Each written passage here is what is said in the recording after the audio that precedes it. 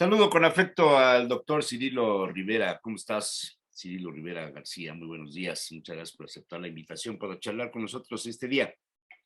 Pues, gracias, querido José Manuel, pues, el placer es mío y gracias sobre todo por, invitarme y compartir temas que, se llegan a abordar de alguna manera, pero, pues, bueno, mi trabajo ha sido el enfoque de género, las masculinidades y los Claro, derechos humanos, ¿no? claro. Pero y cosa que te agradezco.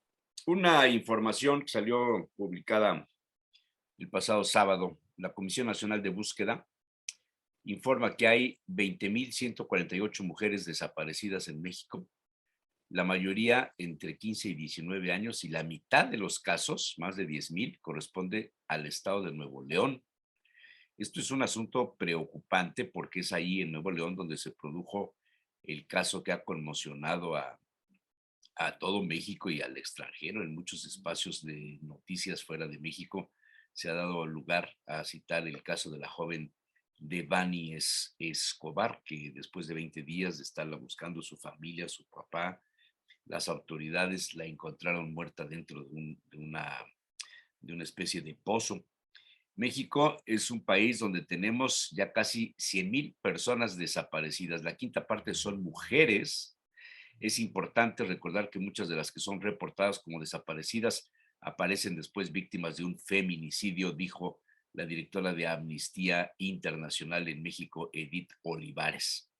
Lo que hace 20 años creíamos que era una situación aislada en Ciudad Juárez, Chihuahua, se ha convertido ahora en una situación que está en este momento en todas las entidades federativas. México se ha vuelto un completo Ciudad Juárez, dice la encargada de Amnistía Internacional. Es un dato muy fuerte.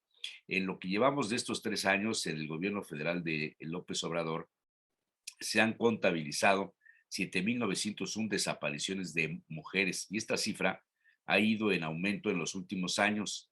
En 2018 hubo 1.687 mujeres no localizadas.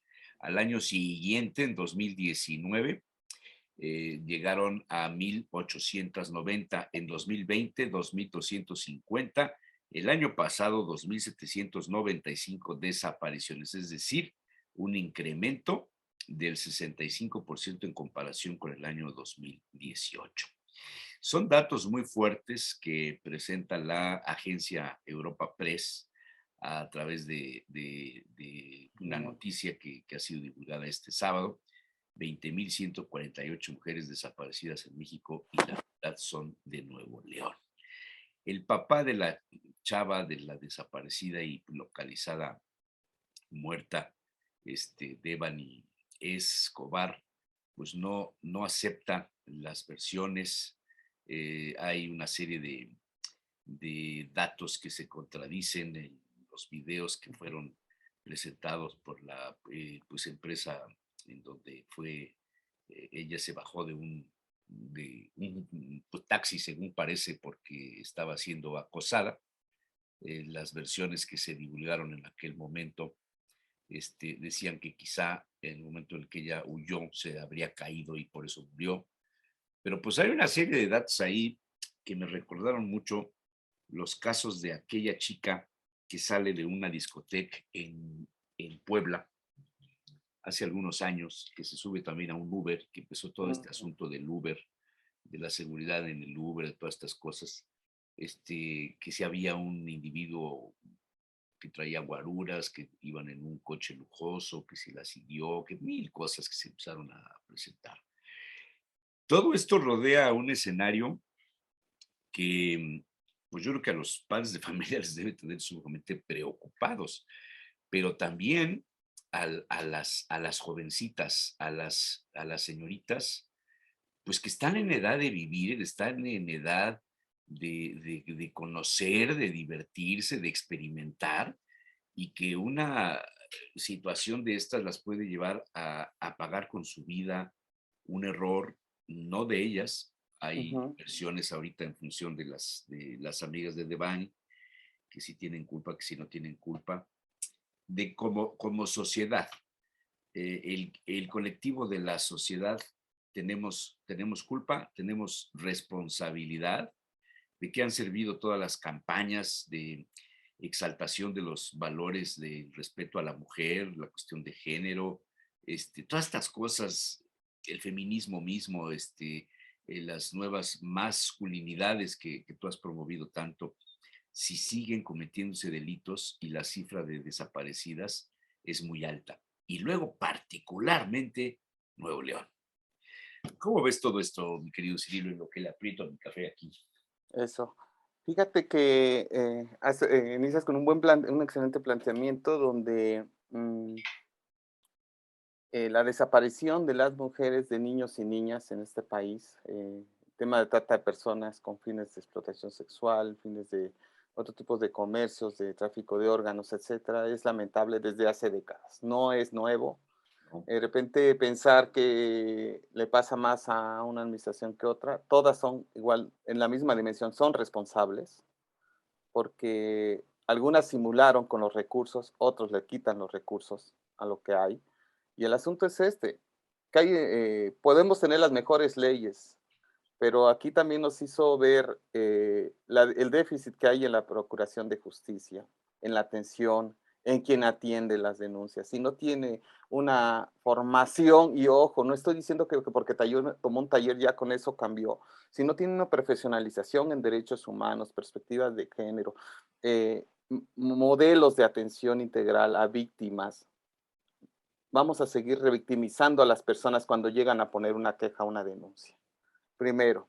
Segundo, planteas también esta parte muy importante que es preocupante sobre la violencia contra las mujeres. Y mientras haya personas que sigan pensando que esas no son las formas, entonces, ¿cuáles son?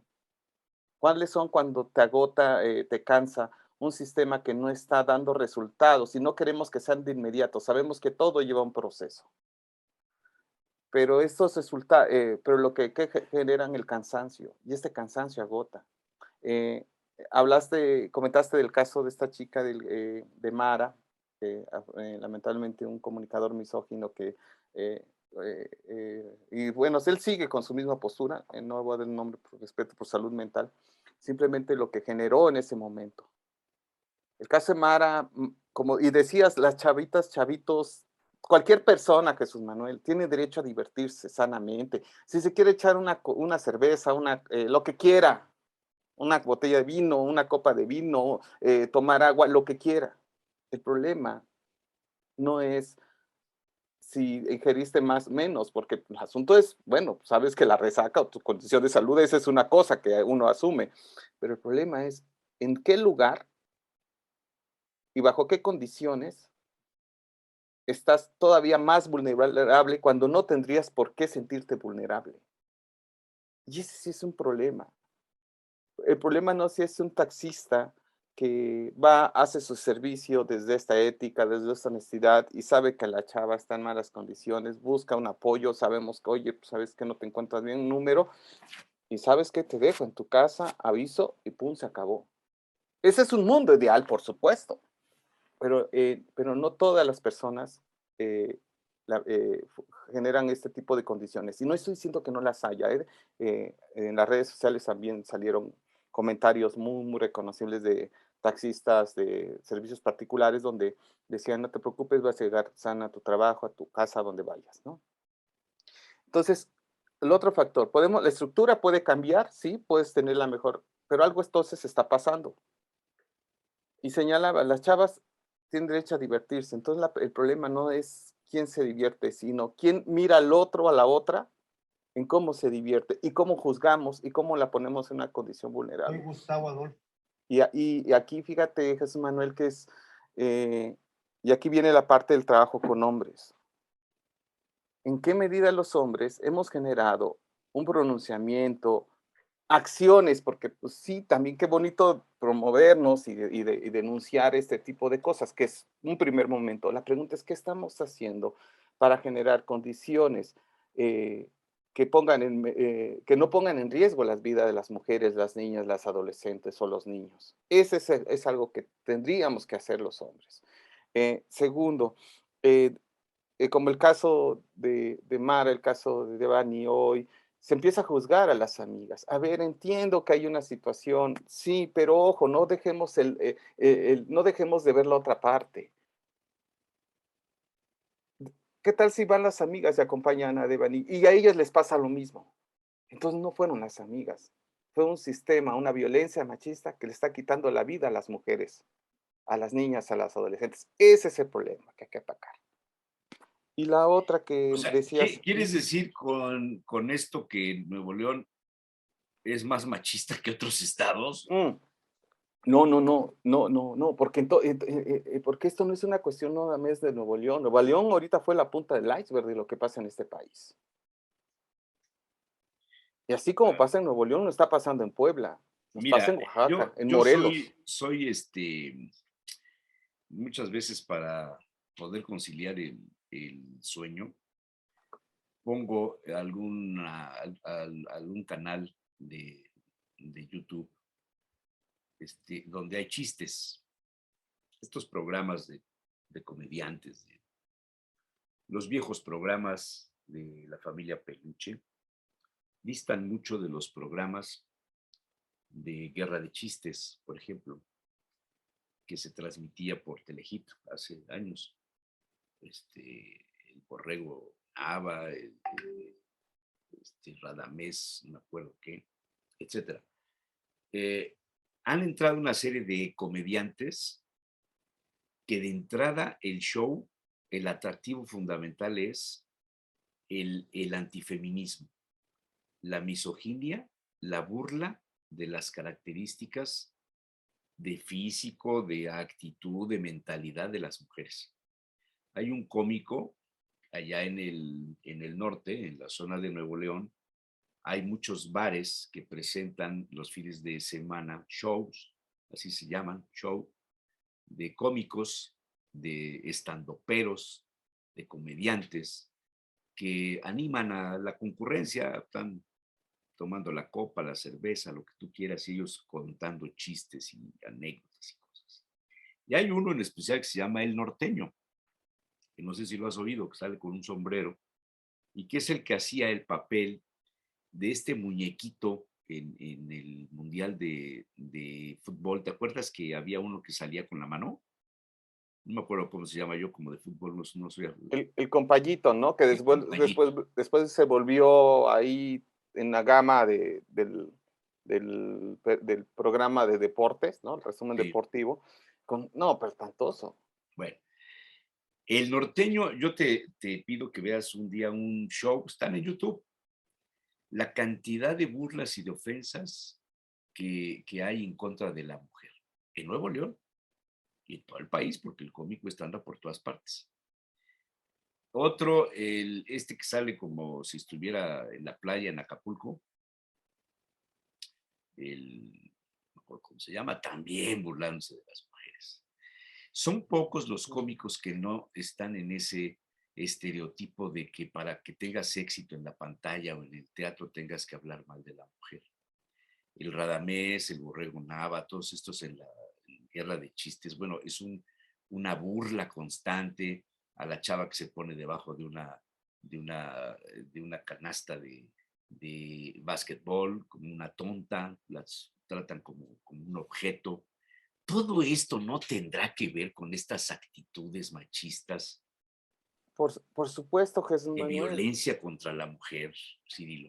Definitivamente. Y ojo, empecé a hablar de la estructura, de cómo funcionan la Procuración de Justicia en este país, quien atiende a víctimas de violencia también, a veces no tienen ni la mínima formación y están en las fiscalías tendiendo, revictimizando a las mujeres, poniéndolas en duda, en nombre de, es que luego retiran la denuncia, pero a ti qué te importa, tú tienes que seguir un protocolo basado en ética de derechos humanos, enfoque de género, para atención de las mujeres. Bueno, después hablábamos de la condición social, pero hablas de un papel fundamental que son los medios de comunicación que han sido generadores, reproductores de la violencia machista, en La nombre de la comedia. exaltación De, de la misoginia sí, y se vuelve en nombre del chiste. ¿Por qué? Porque el en chiste, nombre del chiste. sí, claro, y entonces naturalizamos la violencia, la normalizamos y entonces eso no, ay, pero pues si no, ay, no les pasa nada, es un sentido del humor. Sí, pero un sentido del humor que te mofas para poner una condición de menosprecio a otra persona. Y voy a poner un ejemplo paralelo creo que no lo hemos tocado, pero vale la pena retomarlo. Lo que pasó en los Óscares. Ah, mira, sí, tienes razón. El A golpe ver, ahí, exactamente, que claro. se burla de la señora que tiene alopecia Ujú, y se levanta el marido y le pega al otro, ¿no? claro. Pero fíjate, fíjate el escenario, Jesús Manuel. Los Óscares pronunciándose en contra de la violencia. Los Óscares pronunciándose a favor de la paz, de no la Sí, guerra, en no la relación con la invasión. guerra de Ucrania, todo esto. Todo esto, todo este contexto. Ahí iba, ¿no? El pronunciamiento por los derechos LGBT y respeto a la diversidad sexual. ¡Pum! Sale Chris Rock, un comediante, como un comediante mexicano, porque eso también lo hacen ellos. O sea, no es Chris Rock, es este cuerpo que reproduce el chiste, ¿no? Y lo pongo entre comillas, estos comentarios machistas, porque así es, en nombre del chiste. ¿Y qué hace Chris Rock? Se mofa de una mujer negra y una mujer con alopecia. Son tres condiciones de violencia contra las mujeres. Porque no se mofó de una situación de cuando un día te tropezaste, jajaja, y pudo haber quedado por ahí, y no sabemos si la compañera también estaba de acuerdo. Pero el asunto es que te uso para reírme y que nos reamos de ti. ¿Qué hace Will Smith? Se levanta, ¿no? Indignado. Yo no estoy diciendo que no se indigne, sino el compañero va, violenta al otro y pues obvio, se queda hasta ahí. Después la academia lo sanciona por 10 años a Will Smith. La pregunta es, si a la academia le preocupa la violencia y este tipo de actos, ¿por qué no ha sancionado a Chris Rock cuando hace este mismo tipo de comentarios que no generan una cuestión física, pero que sí se reproducen en el discurso, las formas de violencia machista y la mofa sobre la condición de las mujeres o de cualquier otra persona? Esto, si lo trasladamos a lo que son guerras de chistes o cualquier gama de comedia de, de televisión abierta o privada, ¿no? Es exactamente lo mismo, Jesús Manuel. Seguimos no tolerando, seguimos naturalizando que la violencia está normal, que pues de que para qué se quejan las mujeres, para qué marchan y además para qué pintan. Sí, ese no es el problema, ¿no? Es la cultura y los buenos valores, perdón, pero los buenos valores están definidos también desde un ejercicio de poder. ¿A quién le convienen ciertos valores para mantener un lugar y una posición de poder? Cuando no se le reconoce al otro a la otra. Y así como se hacen chistes contra las mujeres trans, contra las personas LGBT, es esa cultura machista que hace que cuando una mujer desaparece, los primeros comentarios que vemos en las redes sociales es, ay, ¿para qué la buscan? Seguramente se fue con Se el fue novio. con el No, novio. no Hay una importa. declaración de un político poblano hace unos meses, cuando la desaparición de alguna chica, y Ujú. dijo en una de sus mañaneras, no, eso no llegaron, ya están diciendo que están desaparecidas. Se han venido con el novio, Sí, y ese investiguen. O sea, ese es, es burlarse de la víctima. Te voy es- a poner con todo respeto y simplemente para ilustrar lo que estoy diciendo, cómo inicia el show del norteño. Tengo raza inferior. No hay chilenos aquí. No hay un chileno. No, vamos a buscar un pendejo para divertirnos, si no, ¿cómo chingados? Fíjate. No es cierto, no es cierto. Vamos a empezar por el principio. Hay muchos niños aquí en este evento. Hacemos el show sin groserías por los niños que están aquí. Vamos a hacer esto democráticamente. Levante la mano lo que quieran el show sin groserías por el público infantil que está aquí presente. Ante mi papá les va a una chingada, no lo puedo. Ahora levante la mano que les vale madre, pinches morros, mis hombres, se quieren divertir a hasta la reina, no lo puedo. Bueno, fíjense, yo como había visto muchos niños, yo traje el disfraz de Barbie para hacerlo de la mamada media hora, pero pues nada, no se ocupa. Y además, un chingo de calor, imagínense, yo de por sí estoy bien marrano, luego disfrazado de Barbie. Bueno, señores, hablamos de las mujeres. Dije, señores, me permiten, por favor. Señores, hablamos de las mujeres. Yo soy casado ya con mi esposa, tengo para chingar a mi madre, yo solo toda mi vida, la venganza ya está hecha. Mujeres celosas, posesivas, volubles, cambiantes, enfermizas, chillonas, fodongas, gastalonas, metiches, pedorras. Si me sigo nos da 2045. Eso es el inicio del show. Lo llevan a todos los estados de la República. Es un hombre que cobra por ofender, por burlarse de las mujeres. Yo no digo que haya censura, no digo que el que quiera ir a escucharlo y hacerlo rico y a burlarse y hacer caja de resonancia de las burlas, pero me preocupa que esto tiene éxito. Claro. ¿Te das cuenta? O sea, es un asunto, los chamaquitos, dice él ahí, hay niños, y, entonces hoy no digo groserías, pero a la hora de mencionar esto está diciendo groserías, mal hablado, lenguaje, como tú quieras. Pero la tendencia a burlarse de las mujeres, de su propia esposa, ¿no? En términos amplios. Esto me parece que sería uno de los casos dignos de análisis, de buscar las raíces de por qué ha crecido la violencia contra las mujeres, mi querido Cirilo. Sí, y como estos, imagínate cuando se hace éxito este tipo de personas, a veces mucha gente cree que son de bajos estudios. No, perdón, hay No, hay no, gente con doctorado ¿sí? y postdoctorado, hay gente que se considera intelectual y hace exactamente lo mismo. Cualquier hombre, ojo, y me incluyo, que nos sintamos con una situación de mayor poder que el otro o la otra, basta con eso para lastimar y dañar. Y ese es el problema que me parece que no estamos, que seguimos sin mirar.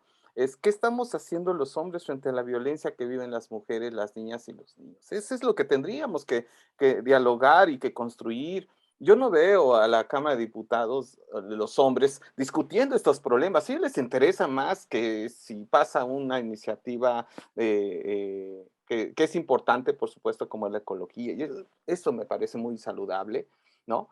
Pero no los vemos discutiendo sobre la violencia que generamos los hombres. O sea, yo no los veo a un diputado tomar la tribuna, a un senador, diciendo, oigan, la violencia contra las mujeres, ¿qué vamos a hacer los hombres? ¿Cuánto vamos a meter de partida presupuestal para que existan centros de atención y que salgan de este recurso de impuestos que generamos todas las personas, sobre todo los hombres? Yo no veo instancias, sigo viendo a las mujeres protestando, porque es a las que son directamente las primeras. Y eso es algo que Jesús Manuel, mientras los hombres sigamos mirando desde la banqueta cómo pasan las marchas, sigamos mirando lo que están haciendo las mujeres y no hagamos nada, esto no va a cambiar. Porque las mujeres ya pusieron la agenda. Ya dijeron qué tienen que hacer ellas y qué están haciendo ellas para que no haya violencia. La pregunta de los hombres, ¿qué vamos a hacer? Ese es un cuestionamiento que tendríamos que hacer. Y desde lo más cercano, desde la casa, con los cuates, con las cuatas, con mi círculo inmediato, pues, ¿qué hacemos, no? Y generar estos espacios de diálogo contigo, pues permite una primera acción, pero con esto no resuelve todo. ¿Qué vamos a hacer? ¿Qué van a hacer desde la administración municipal, estatal y federal los hombres para que esto deje de pasar y que precisamente este tipo de comediantes sean sancionados de acuerdo a la Ley General de Acceso a las Mujeres a una vida libre de violencia, porque están reproduciendo, perpetuando y violentando a partir de la condición de las mujeres? Y No no hay pronunciamiento. solamente eso, están siendo el ejemplo para que las nuevas generaciones se burlen de las mujeres. Definitivamente, y qué están viendo los niños. Exacto. ¿Dónde vemos? Aquí no vemos ningún pronunciamiento, es un acto público, ojo. Aún Es así una fuera feria, es privado. en una feria, la fiesta de coronación de la reina del pueblo. O sea, hubo patrocinio del gobierno municipal, de donde haya sido, en Guerrero, creo. Puede Ahí es ser donde está Guerrero, el tema. Oaxaca, Puebla, en cualquier lugar, y los vemos. El problema no es que generes espacios de buen humor, de tensión. A ver, porque no se trata de aquí sentirnos más papistas que el Papa, sino se trata de qué cosas están reproduciendo este tipo de modelos. Y como bien lo decías, simplemente lo vamos a ver, un Cantinflas a blanco y negro y después el Cantinflas a colores. Cambió la mirada. ¿Por qué? Porque se comercializa, y le comercializa, deja de buen dinero. Y si eso dejan de buen dinero, y si yo soy un aspirante como político llevo a este que hace reír a todos, pues ya gané votos, porque entonces soy de buena onda, ¿no? Ojo, esa buena onda en el fondo, cuántas prácticas de violencia puede haber o cuántas prácticas para generar mejores condiciones en la vida de las personas, basándonos en el respeto a los derechos humanos, ¿no? Y ese es parte del reto, Jesús Manuel. Y lo que nos está pasando con Devani nos invita a pensar en los hombres, ¿qué vamos a hacer? ¿Vamos a seguir mirando desde la banqueta o vamos a empezar a generar acciones más cercanas desde el lugar de donde estamos, ¿no? Porque esto no se va a hacer de una, no creo que sea en masas, las mujeres lo están haciendo en masas, porque están dándose cuenta de lo que está pasando. La pregunta es que los hombres seguimos viendo como, pues, sí, mientras no me pase a mí, pues no hay bronca, ¿no? Y eso es algo muy delicado y por eso genera éxito, Jesús Manuel. Porque pues como a nosotros no nos pasa nada, no. Alguien va a decir, claro, pero es que a los hombres también nos matan. Por supuesto, los homicidios o los actos dolosos en este país, de acuerdo a INEGI, es la sexta causa de muerte en los hombres. Y la primera causa de muerte entre los 15 y los 34 años de edad.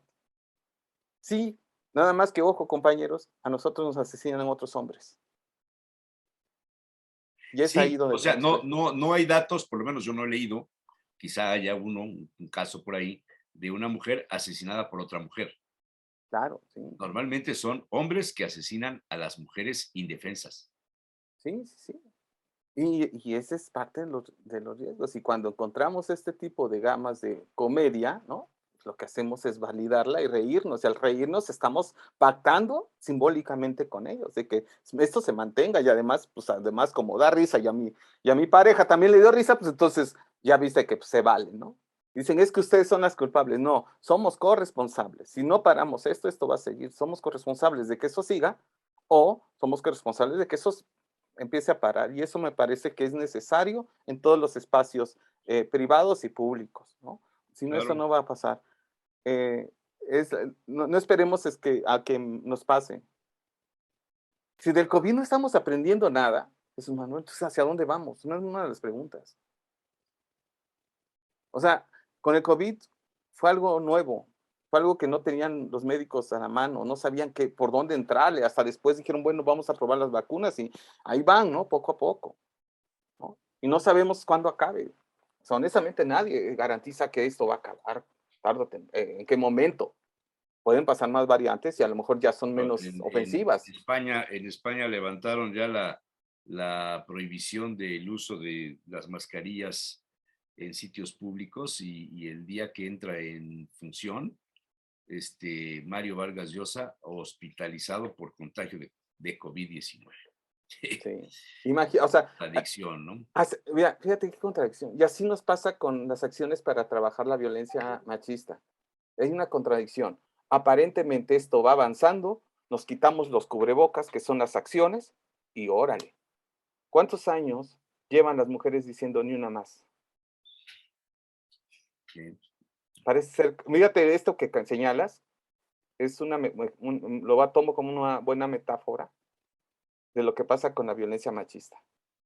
Creemos que porque no hay tanta desaparición de mujeres, no hay feminicidios, nos quitamos el cubreboca.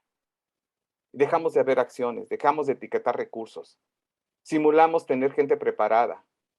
Y cuando nos vienen estos casos nos damos cuenta que el machismo sigue ahí, vivo y con todas Hoy las agresiones. estamos grabando en sábado 23, el programa pasará el martes, pero te pongo lo que está publicando BBC hace unos instantes. Devani Escobar, 3 interrogantes sobre el caso de la joven que apareció muerta en una cisterna en México tras 2 semanas desaparecida. 1. ¿Por qué no se encontró antes el cuerpo si estaba a metros de donde desapareció Devani? La autopista del terror. Ahí está la imagen de la Secretaría de Seguridad, las líneas rojas, que son el enlace, la cisterna donde se localizó, el jardín, la alberca, el arco de seguridad de la pluma para entrar a la pues, empresa.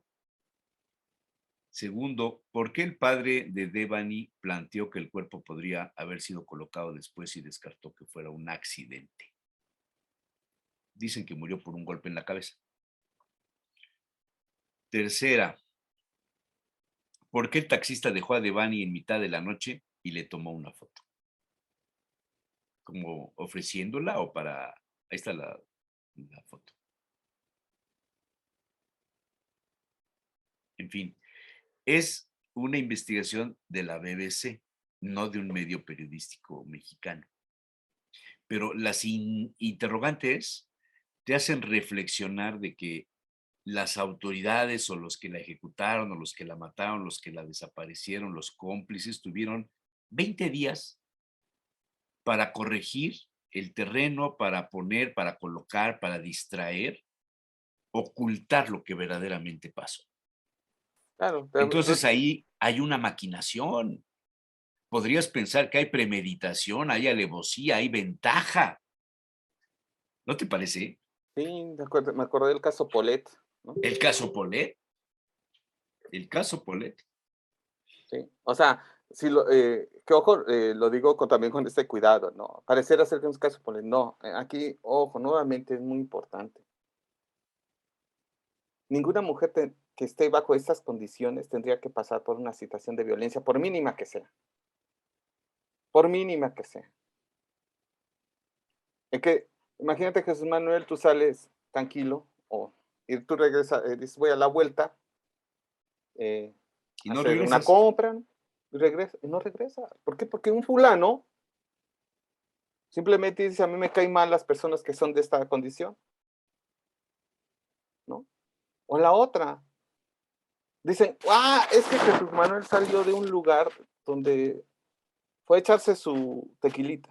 ¿Qué importa si fuiste a tomar tequilita, fuiste a hacer una compra a una miscelánea? No importa, el problema es quién está generando este tipo de prácticas de violencia. Y que diga, como se fue a tomar un tequilita, él está juzgándote a ti por haber hecho esta práctica. ¿Tú qué sabes si me pasaste a saludar o pasaste a dejar un cambio? ¿Qué importa? Se juzga si fuiste a donde hayas ido. Aquí, ojo, no podemos seguir juzgando a las personas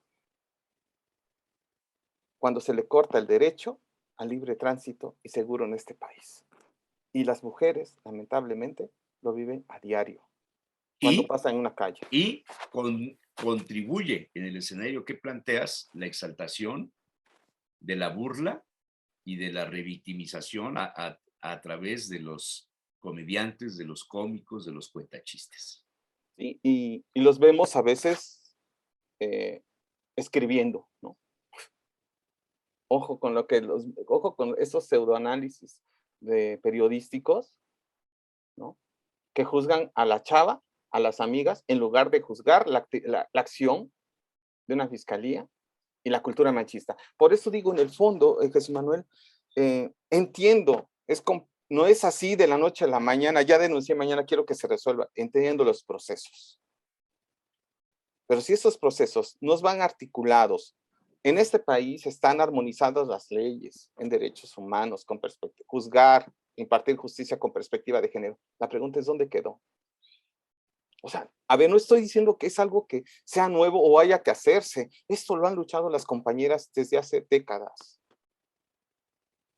La pregunta es, entonces, ¿el problema son las leyes? No, tenemos una ley muy buena, perfecto. La infraestructura, el organigrama de quienes atienden, podemos tener un organigrama de lo mejor. Entonces la pregunta, ¿dónde quedan?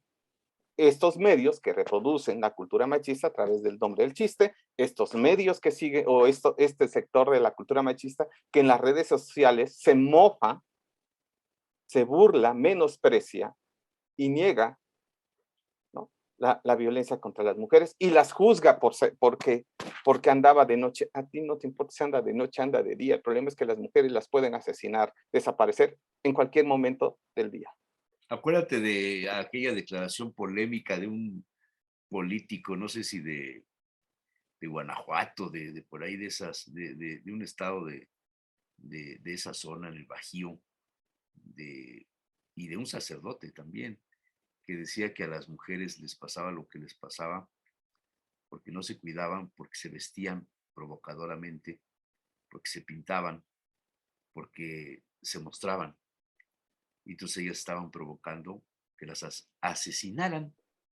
¿Sí te acuerdas, no? Fue una Sí, sí, declaración sí, así claro, muy sí. desafortunada, muy No, desafortunada. lamentablemente, es decir, que cómo los hombres vemos a las mujeres y las cosificamos y creemos que están a nuestro servicio y cuando ellas se niegan, entonces hay que violentarlas, hasta quitarles la vida, asesinarlas, hay que decir la palabra, se asesina a las mujeres, porque no se murieron por todos por COVID, fueron asesinadas a manos de, de esta violencia machista, de alguien que perpetró y que se sintió con mayor poder para quitarle la vida.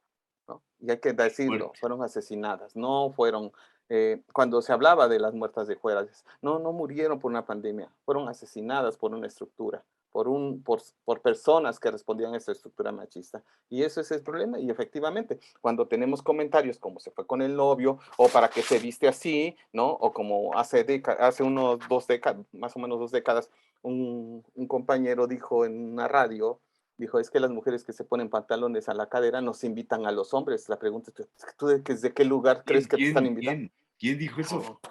Oh, oh, ni me acuerdo ni cómo se llama. Mira, ya hasta pasaron hace 2 décadas que ya ni me acuerdo. Me invitaron por ahí un programa.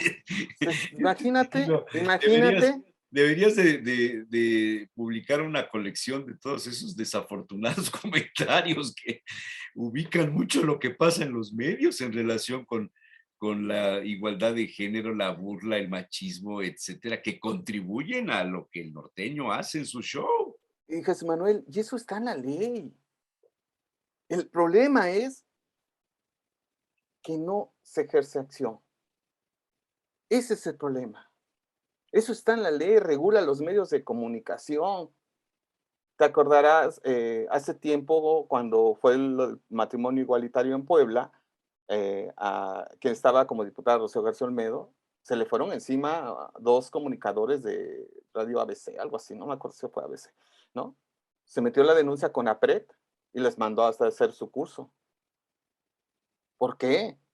Porque están generando a través de un medio la reproducción de prácticas discriminatorias, homofóbicas y misóginas. Ojo, está en la ley, Jesús Manuel. El problema es que pues no les pueden mandar más allá, porque pues bueno, también entendemos que se tienen que cumplir ciertas garantías. Cuando un hombre genera violencia, por ley, si es familiar de pareja, se les manda a los grupos reeducativos. Lamentablemente hay poco presupuesto y pues hay 2 compañeros para 18 grupos en el estado. Pues, es ahí pues donde creo que todo va atado, ¿no? Buen discurso, pero sin recurso, pues no llega a buen curso, dice una de mis amigas, una maestra Mireya, ¿no? Que la autónoma de Sinaloa, ¿no? Pues sí, podemos seguir echando y debatiendo, pero pues la pregunta es, ¿qué vamos a hacer?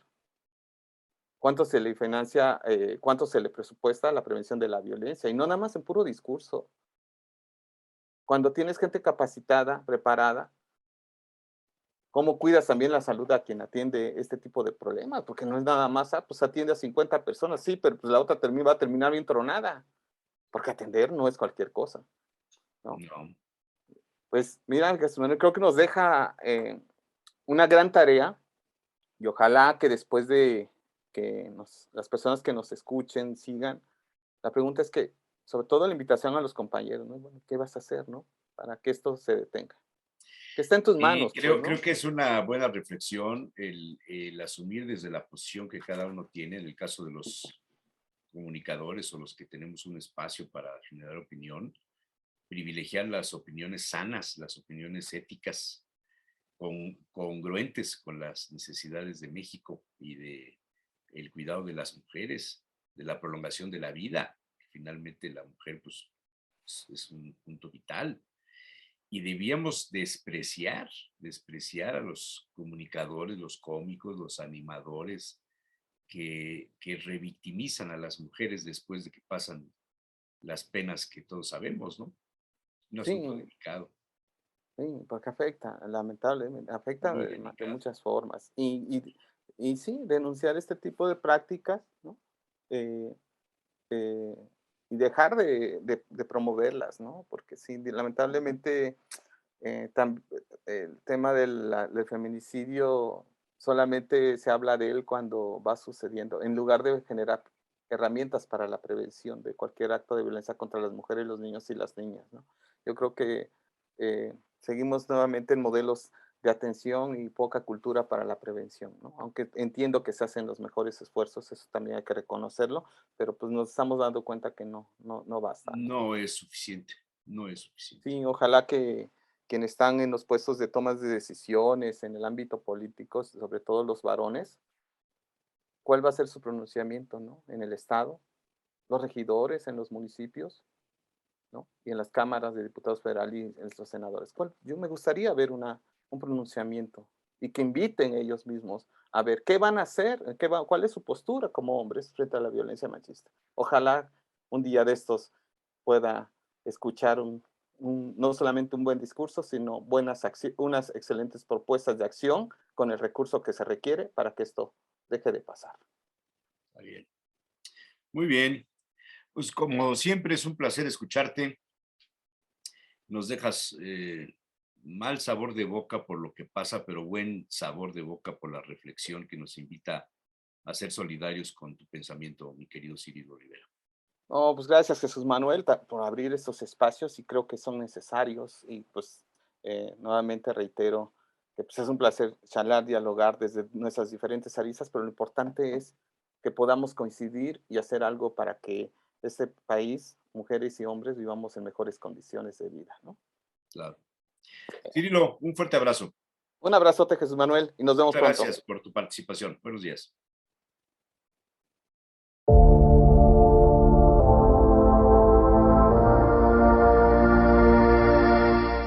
El pasado lunes te robé tu frase de estoy hasta la madre, porque ya teníamos pues demasiadas cosas de encima en la cabeza, todo lo que está pasando en México, este asunto de la denuncia de los legisladores de Morena en contra de los que votaron en contra. Esa no tiene madre, esa. Serie de cosas que, ay, Dios mío, mano. Y entonces el lunes en la mesa redonda, dije yo, ahora sí, como dice Miguel Quiñones, ya estoy hasta la madre de esto. El número de muertas, de desaparecidas, el tema de los feminicidios, todos estos asuntos, la verdad es que, pues es preocupante, man. No sé tú cómo la veas, qué cosa percibes. Estoy exactamente igual. ¿Te acuerdas que la semana pasada te dije que me daba algo de esperanza, cierta esperanza a la votación? Pero llegó el lunes, martes, miércoles y lo que me dio fue depresión. O sea, ¿cómo es posible? ¿Cuál es la función de un legislador? Pues digamos que en términos generales es hacer que las leyes se inscriban en la Constitución, ¿no? Y que si hay modificaciones tengan el sustento para hacerlo. O sea, votar a favor o en contra de una modificación, pues es defender el documento original, ¿no? Digo, así lo entiendo yo. Así lo entendemos, yo creo que todos. Y además tienen una herramienta que se llama fuero para poder exponer libremente sus ideas sin meterse en broncas tontas como la que quieren ahorita sacarles de declarar los traidores a la patria. ¿Bajo qué argumento? Hacer una consulta popular para declarar a los diputados traidores a la patria. Pues mira, se me figura un poco como cuando Torquemada, cuando la Inquisición, al que no le caía bien al cura, al párroco, al o al otro, pues lo mandaban a quemar. El banquillo de los acusados, decían, es hereje, ¿no? No Sí. es Dios o es brujo, qué sé yo. Aunque cargó con una fama mucho más exagerada de la que realmente fue, ¿no? Y espero que así sea aquí también con estos diputados de la 4T, porque Torquemada dicen que la Inquisición mandó matar a más de 500, 600 personas, y la realidad histórica es que no ha pasado de 30 y tantos, 30, 40. Sí, y eso es porque ya se había metido en demasiadas Honduras. Pero el tema de declarar los traidores a la patria es muy fuerte.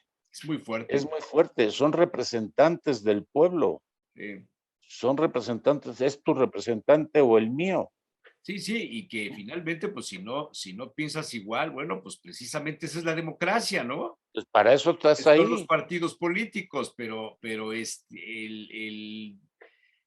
discurso, la apología de la violencia y del odio, sí creo que es un asunto que los mexicanos teníamos tiempo de no vivir. Quizá, fíjate, en la época de los cristeros existía esa violencia verbal, ese discurso desde la silla presidencial o desde el mando militar contra los que defendían su fe o la práctica de su religión. Esto en Tabasco se dio mucho, de allá viene En los Altos de Jalisco. y no, pero de la persecución, digo, Tabasco hubo mucha, pero en el Bajío, ¿no? En términos generales, en el Bajío, los Altos de Jalisco, todo esto, la guerra cristera, había una apología del odio. El tema de la, pues no sé cómo llamarle, pero es una especie de racismo, ¿no? Lo es. Los panistas dicen fascismo, es que son fascistas. Bueno, pues son las prácticas que se usaban en la época del nacionalsocialismo contra los judíos, contra los gitanos, contra los católicos, etcétera. Contra Yo los creo que ahora jesuitas. sí el discurso está rebasando el sentido común, Miguel. Me acuerdo del discurso original de López Obrador de la República del Amor. ¿Te acuerdas de ese discurso? ¿Cómo no? De abrazos y no balazos. La convocatoria, ¿no? Abrazos y Sí. no balazos, pero eso de la parte de la República del Amor, amamos dijo Jesús, ámense los unos a los otros, nada por encima de la ley, primero los pobres, todos esos discursos. Vamos a ser igual que Dinamarca. Bueno, eso ya es un poco de burla, pero digamos que podrías acercarte a un juicio de valor, quizá muchos pensarán en que es un juicio de valor, pero estamos hablando de la integración o del integracionismo de una tendencia fanática, de que una vez que llegas al poder, haces una propuesta amorosa, la república, la nación basada en la bondad. El único camino es buscar la felicidad de todos, primero los pobres. Rifas un avión que no rifas, haces una consulta para revocación que no revoca, que no era necesaria, te crecen los muertos, sacas al ejército, el ejército está en todas las posturas, posiciones, en las gerencias, en los aeropuertos, en las aduanas, etcétera, etcétera. Oh, eso te da la imagen. La 4T se transforma, sí hay una transformación, se transforma ahora el movimiento Morena en un tribunal, en un oficio de tinieblas, en un santo oficio parecido al de la Inquisición de México en la época colonial. O sea, así, hay muchos que lo ven así. Sí, sí, no sí, sé sí, sí. cómo lo veas tú, pero sí te preocupa. Mira, esto lo único que muestra es un rencor, pero de verdad en las entrañas contra lo que es el pueblo de México. ¿Crees? O sea, no puede ser de otra forma. O sea, no sé si tantos años de lucha fueron abonando este rencor y viene el tiempo de la venganza, porque no tengo otra explicación. O sea, los argumentos iniciales eran pues hasta creíbles y no en balde 17 millones de personas votaron por eso. ¿Cómo es posible que llegando al poder con más de 30 millones de votos, donde dices, caray, aquí está para poder hacer lo que hemos promovido durante tantos años, lo tiremos todo a la basura? Porque sacaste el avión, pero también está el aeropuerto. El aeropuerto si lo hubiésemos terminado ya estaría listo, ¿sí? Y además hubiese costado menos que el que están haciendo. ¿Sí? Bueno, son puntos de vista que ya difieren de lo que yo te decía, o sea, ya estás hablando de las obras. Yo a lo que me refiero es Sí, tú estás yendo al al discurso rencor de que se odio. va sembrando en El la discurso de odio, o sea, dices Sí, tú, sí. el presidente está defendiéndose, pues los diputados le dijeron sus cosas, los otros se dijeron a sí mismos, etcétera. Pues esa es la Cámara, ¿no? Ahí van a defender posturas, a defender las posturas ideológicas, las posturas de los partidos políticos, así lo entiendo yo. Y luego te salen con el Así lo asunto entendemos todos. de la versión que da Trump en una conferencia donde dice que nunca había visto a un gobierno socialista doblarse como se dobló el López Obrador cuando les dijo que les iba a aumentar el 25% de los aranceles y no bloqueaban el paso en la frontera sur, pues que mandaron a las tropas, a la Guardia Nacional, la concentraron allá en el sur, en la frontera Sí. con Guatemala. Pues dices tú, ¿qué onda? O sea, estamos al servicio del de allá y a los de aquí que no quieren Un que se cambien las leyes, les señalamiento. dices traidores a la patria, pues es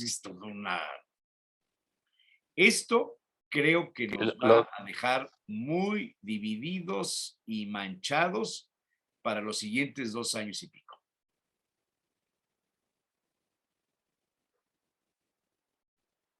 Se está cortando tu señal o no sé si sea mi internet, ver, pero ver. se oye entrecortado lo tuyo.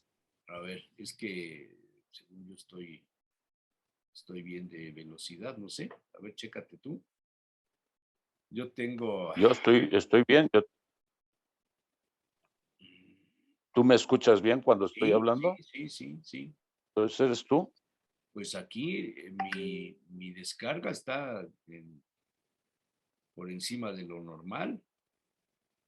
Bueno. Por encima de lo normal. O sea, tengo 495 de descarga. Agárrate de esa. Y la subida 110. O sea que yo estoy ya puedes entrarle a la compra de Twitter. ¿A la qué? Ya le puedes entrar a la compra del Twitter para mandar tus mensajes. Ya ves que ya se vendió. Sí, pero ¿eso qué? Pues no tiene Digo, pues ya tienes una capacidad de comunicación impresionante. No, bueno, es la velocidad de la red nada más, no, no tendría que ver nada de otra cosa. Bueno, el caso es que sí los discursos están para preocuparse. No solamente los discursos, los hechos, las giras que están haciendo por el norte de la República pidiendo las firmas, es criminal. Es criminal porque ¿a quién se la están pidiendo? A gente que no sabe ni qué va a firmar, ni qué está preguntando, ni qué les están diciendo. O sea, es un abuso del poder impresionante. Y espérate que no están en los lugares donde se supone que tienen mayor atractivo. Y regresando, y ahora vienen las otras dos fuentes de confrontación dentro de la Cámara de Diputados, o a lo mejor parte de diputados, parte senadores, que es el tema de la Guardia Nacional y lo del INE. Ahora, en o el IFE, o como contraposición le a llamemos. esto, el senador Ricardo Monreal ha puesto énfasis en que se debe de quitar este discurso de odio. Está muy prudente. Muy prudente. Pero sí, está haciendo el papel que deberían hacer otros para jalar agua para su molino para ser el próximo candidato. Porque tampoco Monreal es trigo limpio. Pero es el menos no malo, nos vayamos. Dicen algunos, sí, es el menos malo. Sí, no nos vayamos a ir con la finta de los mismos recursos de la República del Amor y a la hora de la hora nos salga la República de los Chingadazos. O sea, sí, no hay que tener pies de plomo en el tema y Monreal indiscutiblemente es un tipo muy listo. Yo tendría ahí mis bemoles a la hora de analizarlo, porque sí, es el que ha mantenido cierta prudencia, pero también es el único que no ha sido candidateado. Por el presidente, quieres decir. Sí, claro.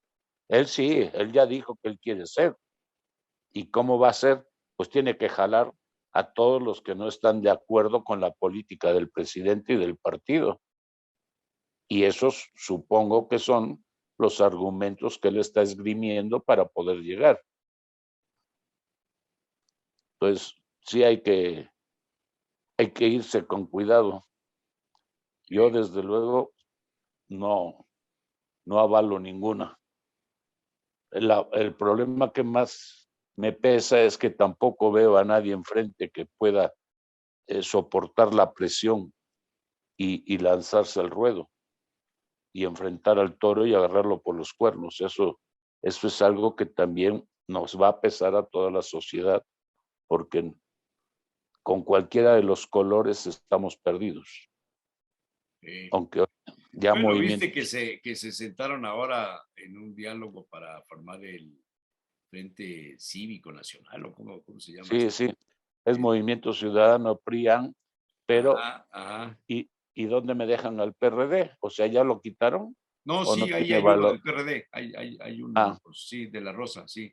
pero en las siglas no aparece PRD, aparece Movimiento Ciudadano, PRI-AN, y no aparece PRD, aunque fuese una letra, pero no aparece. Entonces, eso también puede ocasionar malos entendidos. No te capto, o sea, ¿de dónde sacas eso? En cualquiera de las últimas manifestaciones del Movimiento Ciudadano, esto de la alianza, ve las siglas. Estás confundido, no. Lo que se formó en Puebla fue el Frente Cívico Nacional. Y ve quiénes son los integrantes. Integraron personas, no partidos. Sí, digo, pero ya Personas de sabemos. diferentes partidos políticos.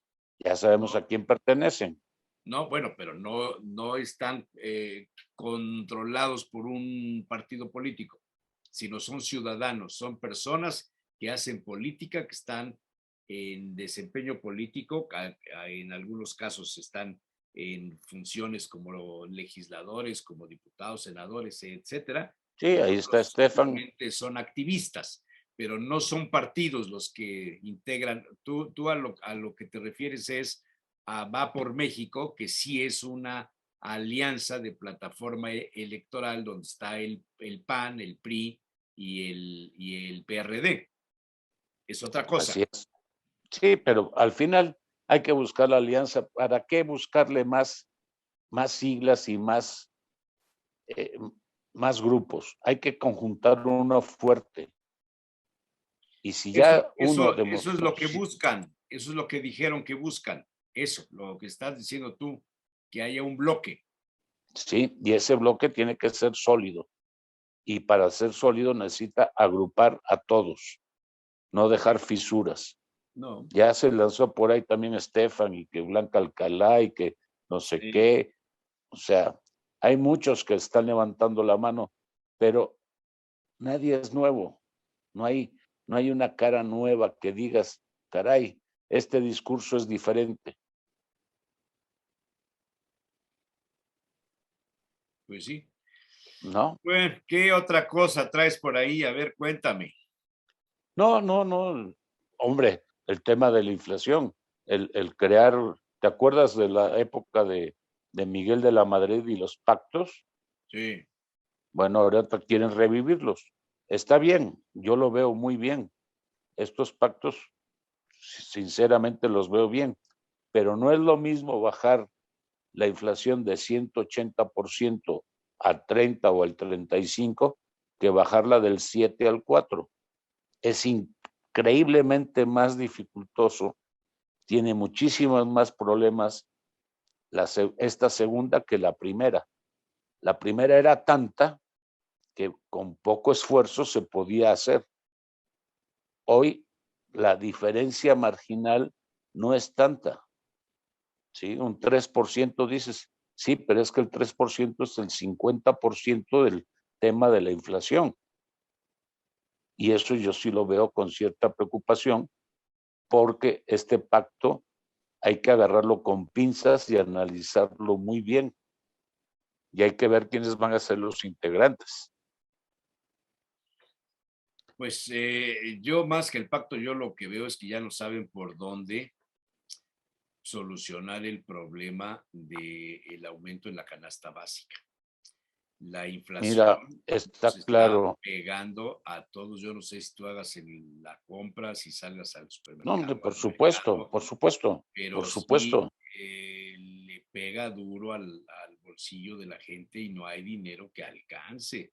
Cuando la tortilla la encuentras en 22 pesos el kilo, que es lo que los mexicanos comen por excelencia, ya tienes un problema ahí, man.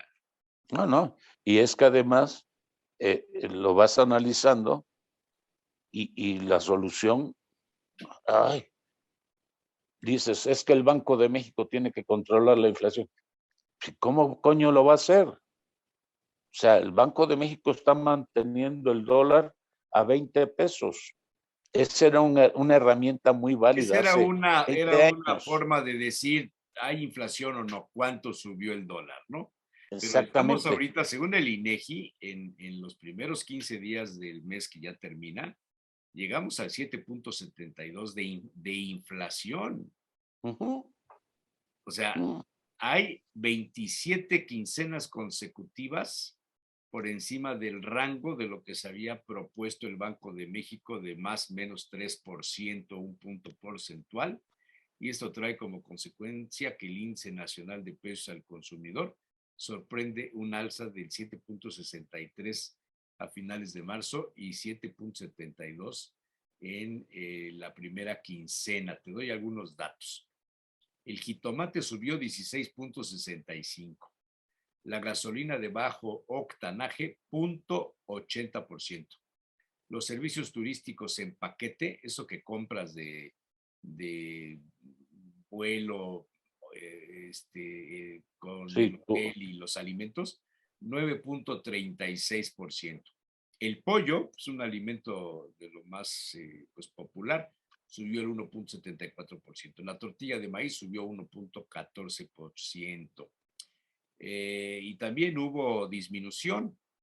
Las tarifas eléctricas bajaron 12.31, la cebolla 13.50, el limón 17.28, después de que el limón se había ido a las nubes. El bueno, gas pero el limón doméstico estaba LP hasta 90 pesos. bajó 1.75 y los plátanos bajaron 7.12%. Pero en términos generales, sí está pegándole al bolsillo el tema de la economía, sin duda. Y esto puede repercutir las herramientas que tiene el Banco de México, que son las tasas de interés y el precio del dólar. El precio del dólar estos últimos 15 días pasó el interbancario de 20.80 a 19.99. Y las tasas de interés nos han ido empujando medio punto, que medio punto es muchísimo, Claro. muchísimo. El tema que tenga una deuda, oye, nos están ahogando y presionan por todas partes. Y da lo mismo que sea una tarjeta de crédito, un crédito hipotecario, lo que sea. Están pegándole muy duro al pueblo, Sí, a la ciudadanía en términos generales. sí, sí, sí. Ahora sí que como dirían hace muchos años, no hay dinero que alcance. No, es que hace muchos años decían que solamente le iba mal a los pendejos. Hoy en día agarraron parejo Hoy le va mal a todos. a todo el mundo. No hay forma de evitarlo, no hay forma de evitarlo. ¿Sí? Cierto. Entonces, caray, ¿qué vamos a hacer? Sobre todo aquel que tiene un trabajo y tiene 3 o 4 miembros de familia que todavía no están en capacidad de trabajar, pues, ¿cómo le hace? ¿Cómo le hace? Escuelas, libros, ropa, comida, renta, luz, gas, teléfono. O sea, ¿cómo le hace esa gente? Entonces, que no nos digan que este es el país del amor, porque puta, el amor no se ve por ningún lado. Bajó las tarifas de Comisión Federal Pues yo creo que bajaron porque no se aprobó la reforma eléctrica. No sé Sí. si será por eso, pero A lo mejor sí, porque ya te abre la expectativa de que vas a generar energía eléctrica más económica, más barata, ujú, ¿sí? Que no, que la gasolina solamente subió el 1 punto o el 0.70%, ajá, y el impuesto que se cobraba, que ya es subsidio, quién lo está solventando? Entonces el incremento ha sido muchísimo más grande, disfrazado con el IEPS, claro. ¿sí? Porque cada punto que tú le quites al IEPS es un punto que vas a subsidiar. Entonces, no es nada más que haya subido el 0.7%, madres. Subió eso más lo que traemos quitándole al IEPS. Y eso es lo importante. ¿Sí? Y otra cosa que me tiene hasta la madre es que no seamos capaces de reconocer dónde la regamos. Si decir aquí la regamos, vamos a cambiar el rumbo, es tan sencillo como aceptar las consecuencias. O sea, no hay que pedirles que sean, híjole, infalibles, pero hay que pedirles que si ven que el problema no se soluciona, que busquen caminos diferentes. Como decía alguien por ahí famoso, la economía no se rige ni por la izquierda ni por la derecha, se rige por la economía. Y le vale madre por donde vaya. Entonces, eso es lo que tenemos que buscar.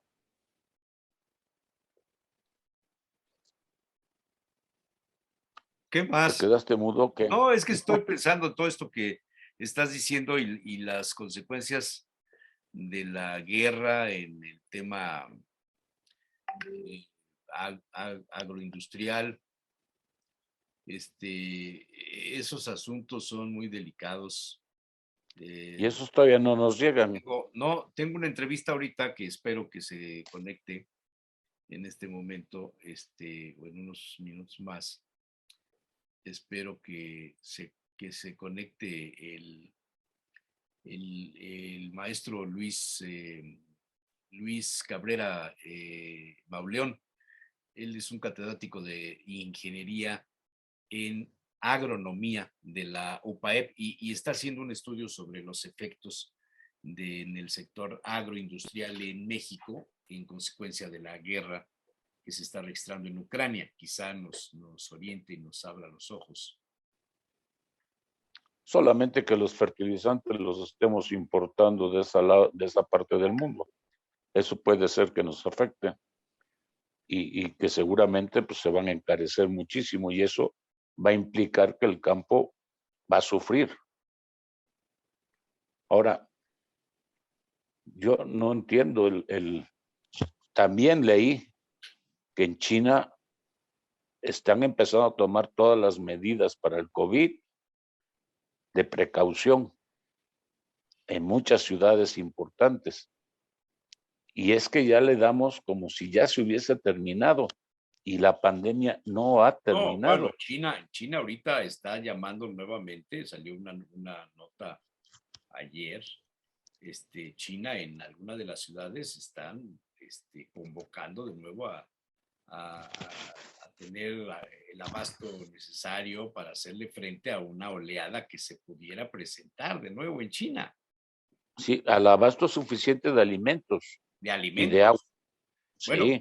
ves todo el problema que traen ahorita en el tema de transportar la mercancía en Shanghái. Hay lista de espera, hay filas de contenedores, de buques, de transporte, que se complica todo esto con la guerra y que se complica con los problemas de transporte también en los Estados Unidos y en Europa. Hay un embotellamiento, digámoslo así, tremendo en Shanghái, que las consecuencias son para América Latina de manera inmediata. y el sur de Estados Unidos. Sí, América bueno, Latina y el sur de Estados Unidos. América Latina. No, es un asunto delicado, Miguel. Pero también muy, muy delicado, o sea, y aquí pues le damos importancia a que si quitan la palmera o no quitan la palmera. O sea, me vale más, ya quitaron la de Colón, quiten todas las glorietas que quieran. O sea, Hola, ¿qué la tal? Muy buenos palmera días. aguantó 100 años. Pues Buenos sí, días. efectivamente. Bueno, déjame saludar al maestro Luis Andrés Cabrera Mauleón, que es catedrático de la Facultad de Ingeniería en Agronomía de la UPAEP. Y algo de lo que estábamos hablando ahorita del embotellamiento en el puerto de Shanghái, todo este asunto consecuencia de la guerra, de los problemas del transporte, y bueno, que de alguna manera a Latinoamérica le pega directamente. Y el tema en este comentario pues es precisamente los efectos de la guerra que se está registrando en Ucrania en el renglón agroindustrial mexicano. Estamos muy lejos, pero estamos muy cerca porque nos pega también a nosotros. No sé si se desapareció el maestro, ¿qué pasó? ¿Entró y se salió? No, Miguel, sí.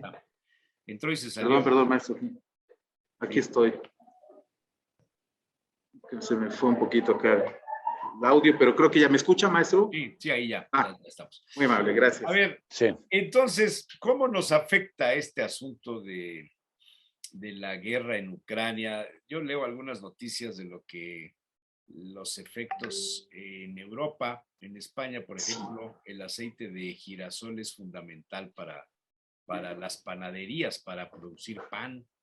Ya les está pegando el tema del aceite de girasol, el gas, los fertilizantes, porque Ucrania y los países alrededor producen una cantidad de urea importante. Pero México, pues estamos a 9,000 kilómetros, a 11,000 kilómetros. Claro. Uno dice, bueno, ¿realmente nos afecta o es un pretexto de los abarroteros y de los comerciantes para subir el precio a la tortilla, al pan de dulce, qué sé yo? Claro, maestro, no, definitivamente sí hay una afectación. Digo, así como nos beneficia en algún momento la globalización y el tener disponibilidad de insumos y de alimentos en temporadas donde no las producimos en nuestro hemisferio norte, por ejemplo, cuando acá no tenemos producción de frutas porque estamos en invierno, pero entonces los países que están en el cono sur, Chile, Argentina, nos surten de frutales como duraznos, ciruelas, y esto gracias a esa posibilidad del comercio internacional.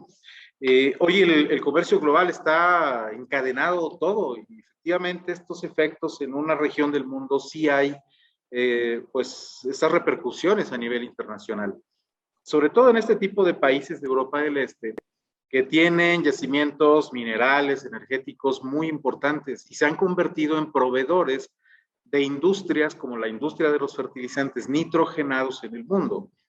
Comentarles a ustedes y a todo el auditorio que los vegetales, el nutriente que utilizan en mayor volumen es el nitrógeno. Y el nitrógeno se encuentra disponible en un bajo porcentaje en la atmósfera. Las plantas, a través de una actividad con microorganismos en las raíces, lo fijan de la atmósfera. Otra parte del nitrógeno se obtiene de la descomposición de la materia orgánica en los suelos y lo pone a disponibilidad de las raíces de los cultivos. Pero cuando hay una producción intensiva tenemos que agregarlo a través de los fertilizantes. Y los fertilizantes que más se utilizan en la agricultura son los que están hechos a base de nitrógeno porque es el nutriente que mayor demanda tiene en general en todos los vegetales. Y resulta que tanto Rusia como Ucrania tienen el abasto mundial de amonio para la industria de los fertilizantes en el mundo. No es que no haya, sino que pues no están ahorita en una actividad comercial, no están operando, digamos, de manera normal por el tema de la guerra, y entonces se está provocando un desabasto de esta materia prima para la elaboración de fertilizantes. No son los únicos, pero son de los que contribuyen en gran medida, y esto genera entonces a nivel mundial escasez del insumo, incremento de los precios. Por lo tanto, cuando hablamos de oferta y demanda y empieza a haber escasez, se suben de precio. Y en México lo hemos visto, uno de los fertilizantes más utilizados es la urea. la urea que tiene un 46% de nitrógeno para los agricultores. Ucraniana Y que totalmente. ha subido 200%. Ucraniana, sí. Sí, Es sí, increíble. Ucrania. El productor, cuando le preguntamos, oye, ¿qué vas a hacer? Todavía no empiezan las siembras, apenas con estas primeras lluvias van a empezar a sembrar todo lo que es producción de temporal, y ya ellos están en una situación de decir, o siembro menos superficie, o aplico menos fertilizante que en los ciclos normales, pero cualquiera de las dos opciones va a implicar a finales del ciclo agrícola menor volumen de producción, por ejemplo, de granos básicos, maíz, frijol y algunos otros cereales como trigo, cebada. Y hablar de una reducción de esta magnitud en el volumen producido de estos cereales, pues va a provocar también desabasto, va a incrementar los precios, pero esto está ocurriendo en muchos países del mundo. En algún momento decimos, bueno, hubo un siniestro en México, hay granizadas, hay heladas, hay sequía, traemos granos de otro país, como lo hemos hecho siempre. Bueno, pero los demás países van a estar en la misma situación también y van a estar guardando sus reservas para su población. Si acaso ya lo vemos muy capitalistamente, van a estar especulando, van a guardarlo y lo van a liberar al mercado cuando esté en el punto más alto de precio. Entonces, de cualquier manera, hay un impacto en el abasto de estos alimentos básicos. Vaya, no se trata de hacer un pronóstico trágico, pero esperaremos a finales del año, principios del año siguiente, porque lo que ha provocado la guerra en más de 40 semanas va a tardar 2 o 3 años en reponerse a nivel mundial. Ah, claro. Entonces, claro. sí, tampoco está en efecto inmediato, ya se acabó la guerra, ya se recuperó todo. No, o sea, va a haber un proceso largo, paulatino de recuperación. Y esto es lo que estaríamos esperando. México, afortunadamente, es un país rico, vasto en otro tipo de productos, de alimentos, pero pensando, por ejemplo, en la población del continente africano, que no tienen las condiciones para una agricultura altamente productiva, que dependen mucho de la proveeduría de cereales, de granos, de hortalizas de otros países, van a resentir mucho esta situación. Va a haber tema de desnutrición y hambruna en algunas regiones, sin duda con este efecto, ¿no? Entonces, sí hay una afectación, es todavía, digamos, para poderse ver con claridad a finales del ciclo agrícola. Esto lo estaremos viendo por ahí de noviembre de este año y en febrero, marzo del próximo, y estaremos evaluando realmente cómo nos fue en volumen de producción y cómo nos fue en precios de los granos, en costos de producción, porque el agricultor no va a poder comprar la misma cantidad de fertilizante que compra convencionalmente para iniciar su ciclo agrícola. Antes de que usáramos la urea y todas estas cosas de fertilizantes, México en siglos pasados era autosuficiente. No necesitábamos estimular la producción no podemos retomar las prácticas de cultivo de antes. Claro, definitivamente, ahora que hemos estado haciendo este análisis, sí, este es el efecto, efectivamente, eso es lo que va a estar ocurriendo a nivel mundial, pero las alternativas también están ahí a la mano, o sea, lo tenemos en nuestra historia no tan antigua.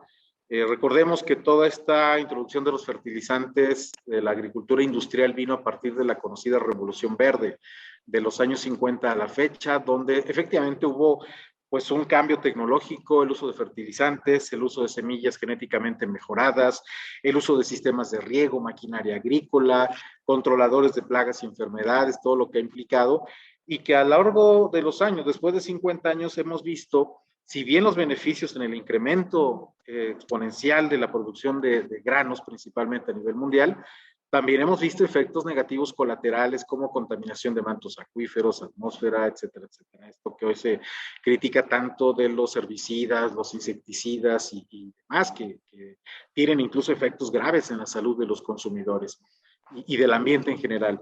Pero antes de esto, antes de los 50, efectivamente, ¿cuál era la forma de producir?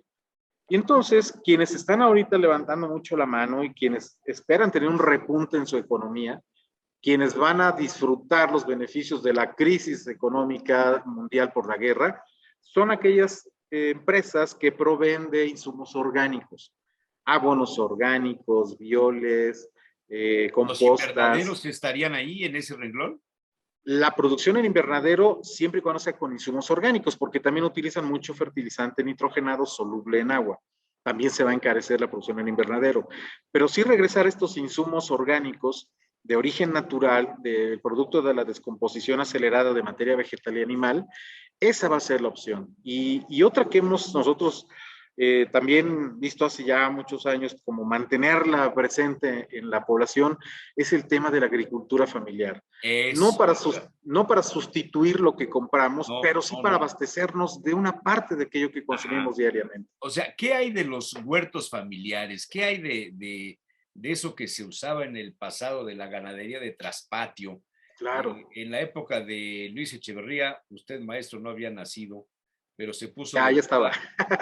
Regalaban en las giras presidenciales, regalaban semillas, regalaban un animalito ahí para tenerlo en el traspatio y alimentarlo y darle las obras de la comida y después sacrificarlo y comérselo y hacer el mole de guajolote, lo que fuera. Claro, claro. Se usaba mucho. Todavía hay sitios donde uno llega a las casas y encuentra las macetas de romero, de manzanilla, hierbas que se usan la variedad de los epazotes o qué sé yo, el tomillo, y se tienen ahí, la gente las riega, dice, esta es más limpia que la que venden en el mercado y está fresca. Sí, claro. Y en algunos restaurantes de esos en donde van los fifís, hoy está de moda que uno pide una ensalada de lechuga y le llevan la planta de la lechuga que está en las raíces ahí flotando en un sistema de conservación natural, y uno corta la lechuga, está totalmente fresca y viva, diría alguien, y se preparan los alimentos así. ¿Volveremos a eso? De hecho, no lo hemos perdido por completo. Afortunadamente, nuestro medio rural es muy tradicionalista, conserva estas acciones que hacían los ancestros y lo siguen manteniendo. No puede uno ir a un pueblo y ver que no haya producción de traspatio, efectivamente la sigue habiendo, sobre todo en cuestión de producción animal. La producción de huevo, todos los días es ir a juntar huevitos para el desayuno, habrá siempre un pollo, una gallina ya para hacer un buen caldo y comer un día de esos buen caldo de gallina, hay borregos, hay 1, 2, 3 vacas tal vez, o sea, siempre hay esta producción, el cerdito, ¿no? Que se ha considerado como el símbolo del ahorro, porque lo alimentan prácticamente con desperdicios, no les implica mayor costo de producción, pero el día que se necesita dinero o lo sacrifican o lo venden y ahí está la recuperación económica. Esto está vigente en el medio rural, afortunadamente, en nuestro país, sobre todo en toda la región centro-sur, que es más tradicionalista en este sentido. Tal vez el norte ya esté más tecnificado, tengan otro tipo de sistemas de producción, pero el traspatio sigue siendo la fuente del abasto alimentario de la familia rural. No así en la población urbana, donde hemos crecido también en mucho la población, y somos consumidores, pero no hemos sido productores de alimentos. Pero podríamos tener esa tendencia de las azoteas, convertirlas en invernaderos familiares. Sí, por supuesto, sí, la agricultura urbana es una tendencia mundial también. La misma FAO la ha desarrollado como una de las estrategias alimentarias. Es una de las ciudades autosustentables. Sí. El producir en la propia ciudad, en la mancha urbana, producir lo que se consume. Hace muchos años, Miguel Quiñones, en los jardines de la beneficencia, de la Gabriel Pastor. Había, Miguel, berzas, y no me acuerdo qué otros vegetales, y la gente iba los domingos había varios. Que había ahí una celebración religiosa, y pasaba a los jardines a comprar algo que era totalmente natural y que se cultivaba ahí. Sí. Yo vivía enfrente y por versas casi todos los domingos. Pero a mí me llama mucho la atención. Ahora que hablábamos de Echeverría, en aquel entonces, si mal no recuerdo, el 75% de la población era rural y el 25% era urbana. Y esto se fue cambiando a través de los años, hasta prácticamente darle la voltereta. Y hay otro tema en la agricultura que no tengo grandes conocimientos, pero es la rotación de la tierra. El sembrar diferentes cosas en cada temporada para no agotar a la tierra. ¿No sería Sí. muy bueno que el gobierno se implementase a apoyar este tipo de operaciones que nos ayudarían? Porque sembrar maíz todo el año, todos los años, pues acaba con los insumos que el maíz necesita e impide el crecimiento de otro. Yo me acuerdo de sembrar el frijol junto con el maíz, porque además el maíz hacía el tipo de enredadera. Eran los cultivos tradicionales, donde Sí, había uno, había el otro. Y sí, después milpa. porque te venían los servía de coches, enredadera. venían otras cosas. Pero también tiene que ver con los hábitos alimenticios. Lo que nosotros comíamos de niños no es lo que los niños comen hoy. Sí, claro. Fíjate en eso, ¿eh? Eso, O sea, cuando yo era sí, sí, niño, desde mi luego. mamá me daba, cuando me empachaba o comía además, me daba té de anís estrella. Hoy día los Ujú. pediatras Sí, dicen que está prohibido el anís estrella y hasta la Sí, manzanilla, creo que también ya le pusieron tache. Los hábitos se modifican. A nosotros nos hacían aguas frescas, no de sobrecito, ujú, ¿no? Sino el limón, se cortaba el limón, se exprimía el limón, se claro. hacía agua de limón, la naranja o el pepino o lo que fuera. No había refrescos en abundancia como hoy, pero los hábitos te van provocando esta codependencia de la industria, de la agroindustria, de la importación, de la Claro. globalización. ¿Habría que modificar los hábitos alimenticios, señores? desde luego. Incluso en los alimentos vegetales, hay un cambio de hábitos. En el medio rural, por ejemplo, estos programas de gobierno que entregaban los paquetes de semillas para el huerto familiar y pues Ajá. dábamos semillas de zanahoria, brócoli, coliflor. La gente del campo Cebolla, no está jícame. acostumbrada a comer eso. Hay gente que no está acostumbrada a comer brócoli o zanahoria, ¿no? Porque comen quelites, quintoniles, alaches, otro tipo de vegetales que se acostumbran en el medio rural. Sí, en el consumo urbano se ha modificado más y hay más la aceptación por este otro tipo de hortalizas, pero lo que decíamos, la agricultura urbana es posible. Promovemos mucho nosotros el hecho de que sea algo fácil de hacer, muy práctico, que no haya que construir un invernadero, que no haya que instalar como tal un sistema de riego, que uno puede tener hortalizas en su casa en macetas, árboles frutales en maceta. Tenemos un programa que estamos trabajando de fruticultura urbana, para que esto sea fácilmente copiable por las personas en la casa. En una ¿Esto región lo como la tienen en nuestra, internet? ¿sí? Sí lo tienen, o sea, se puede bajar. Sí, sí, sí, claro, hay muchísima información al respecto. Les puedo compartir por ahí alguna presentación de las conferencias, talleres que hemos dado aquí con estudiantes o público en general al respecto, y que pues es viable en una región como la nuestra, donde tenemos, en abril ya empezamos a tener ciruelas. Muy pronto empezará la cosecha de capulines. Para junio empiezan los duraznos tempraneros, julio, agosto, los tardíos, las peras, y nos vamos así hasta octubre con el tejocote. Entonces, si tenemos un arbolito en casa de cada una de estas especies en una maceta, podemos tener cosecha de fruta para comer en la casa desde el mes de abril hasta el mes de octubre o noviembre, que cerramos con el tejocote. Y eso, esa pequeña aportación ya está contribuyendo a la alimentación de la familia, o por lo menos el ahorro que implica el ya no tener que comprarlo en el mercado porque lo tenemos en casa. Un arbolito en maceta de durazno nos puede producir 5 kilos por temporada, un árbol. Tus 5 kilos, pero además, No, ya, y puede uno sembrar jitomate, por ejemplo, claro. que se da Sí, muy rápidamente. Yo el otro día me regalaron unas cebollas que para que las sembrara, que no sé qué, y las puse en la maceta y efectivamente se lograron las cebollas, Sí. se yo eché lograron una cabeza de ajos y se lograron. y se lograron. Sí. Ajá. Y Sí, los ajos salieron, pero pues de vamos, la verdad cantidad de preciosos. cebolla que produces en una maceta no te alcanza para hacer unos tacos de cabeza o un mole de panza y ponerle cebollita ahí arriba. Para una vez nada más, ¿no? Pero por ahí podría ser el asunto, el abasto más regional, más hay una tendencia Más local, en claro. Europa, en Italia, el famoso slow food, Sí, es una filosofía de consumo interesantísima que donde tienes que privilegiar el consumo de lo que produces en la parte más cercana de donde vives. O sea, el combatir esto que está pasando en Shanghái, de traer lo que consumes de otro continente, de otro país, que tiene que viajar miles de kilómetros en barco para poder llegar, por ahí podríamos ir, volver a los mercados,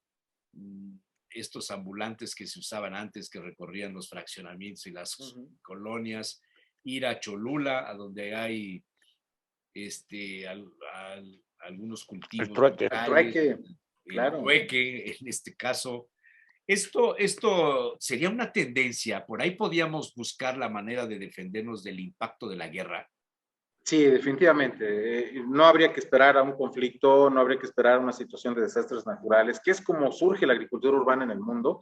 En la posguerra es donde se generan estos huertos en la familia por seguridad. No puedo salir, no puedo sembrar y lo que siembro me lo van a robar, pues produzco entonces para mí aquí cerca. Ese es el origen de la agricultura en las ciudades, en la agricultura urbana. Definitivamente es una alternativa, complementa a la alimentación familiar, reduce los costos de adquisición de alimentos y mantiene sobre todo abasto de alimento sano, de alimento limpio. Esta duda que tenemos siempre de ¿y con qué habrán regado nuestras hortalizas? ¿No? ¿Sabrá Dios qué le habrán echado allá en el campo? O si tenga residuos de insecticidas y todo esto que hemos visto recientemente. Bueno, en casa reducimos toda esta incertidumbre porque nosotros mismos estamos a cargo de la producción. Sí es una alternativa, esta tendencia, como bien comenta maestro, de slow food, de la agricultura 0 kilómetros. El planteamiento de slow food es no debería pasar más de 1 kilómetro de distancia de donde se produce el alimento a donde se consume. Y eso está generando entonces fruta o en general producción vegetal mucho más fresca, a más bajo costo, sin gasto energético de transporte, de refrigeración. Es decir, hay un ahorro en general y esto pues, finalmente tiene impactos. Tuve una experiencia. Los que hemos andado en el negocio de venta y producción, transformación de los alimentos, sabemos el interés que tienen las compañías de refrescos y cervezas para que te cases con una marca y te ofrecen, entre otras cosas, un refrigerador, unas mesas, unas sillas, ¿no? Para que consumas la marca fulana de tal. Y te dan como dato el refrigerador, que normalmente te lo dejan de por vida y cuando se descompone, pues hasta lo tiras porque ya el costo del refrigerador ya se amortizó totalmente. ¿Cuánto nos cuesta enfriar la cerveza? ¿Cuánto nos cuesta enfriar el refresco? Y eso es un costo que le estamos quitando de operación al fabricante y al distribuidor. Así es. Hace años comenzó a envasarse el agua, porque cuando yo era niño, en la escuela había un aparatito que le pisabas con el pie y salía el agua directamente. Los bebederos, claro. Los bebederos. Sí. El agua de la tubería normal sin ningún problema porque era higiénica.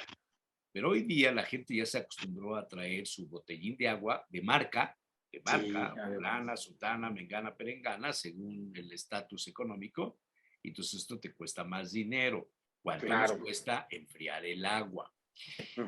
Y fui el otro día a tomarme un menjul ahí a la ópera y vi que llegaron con una bolsa de hielo.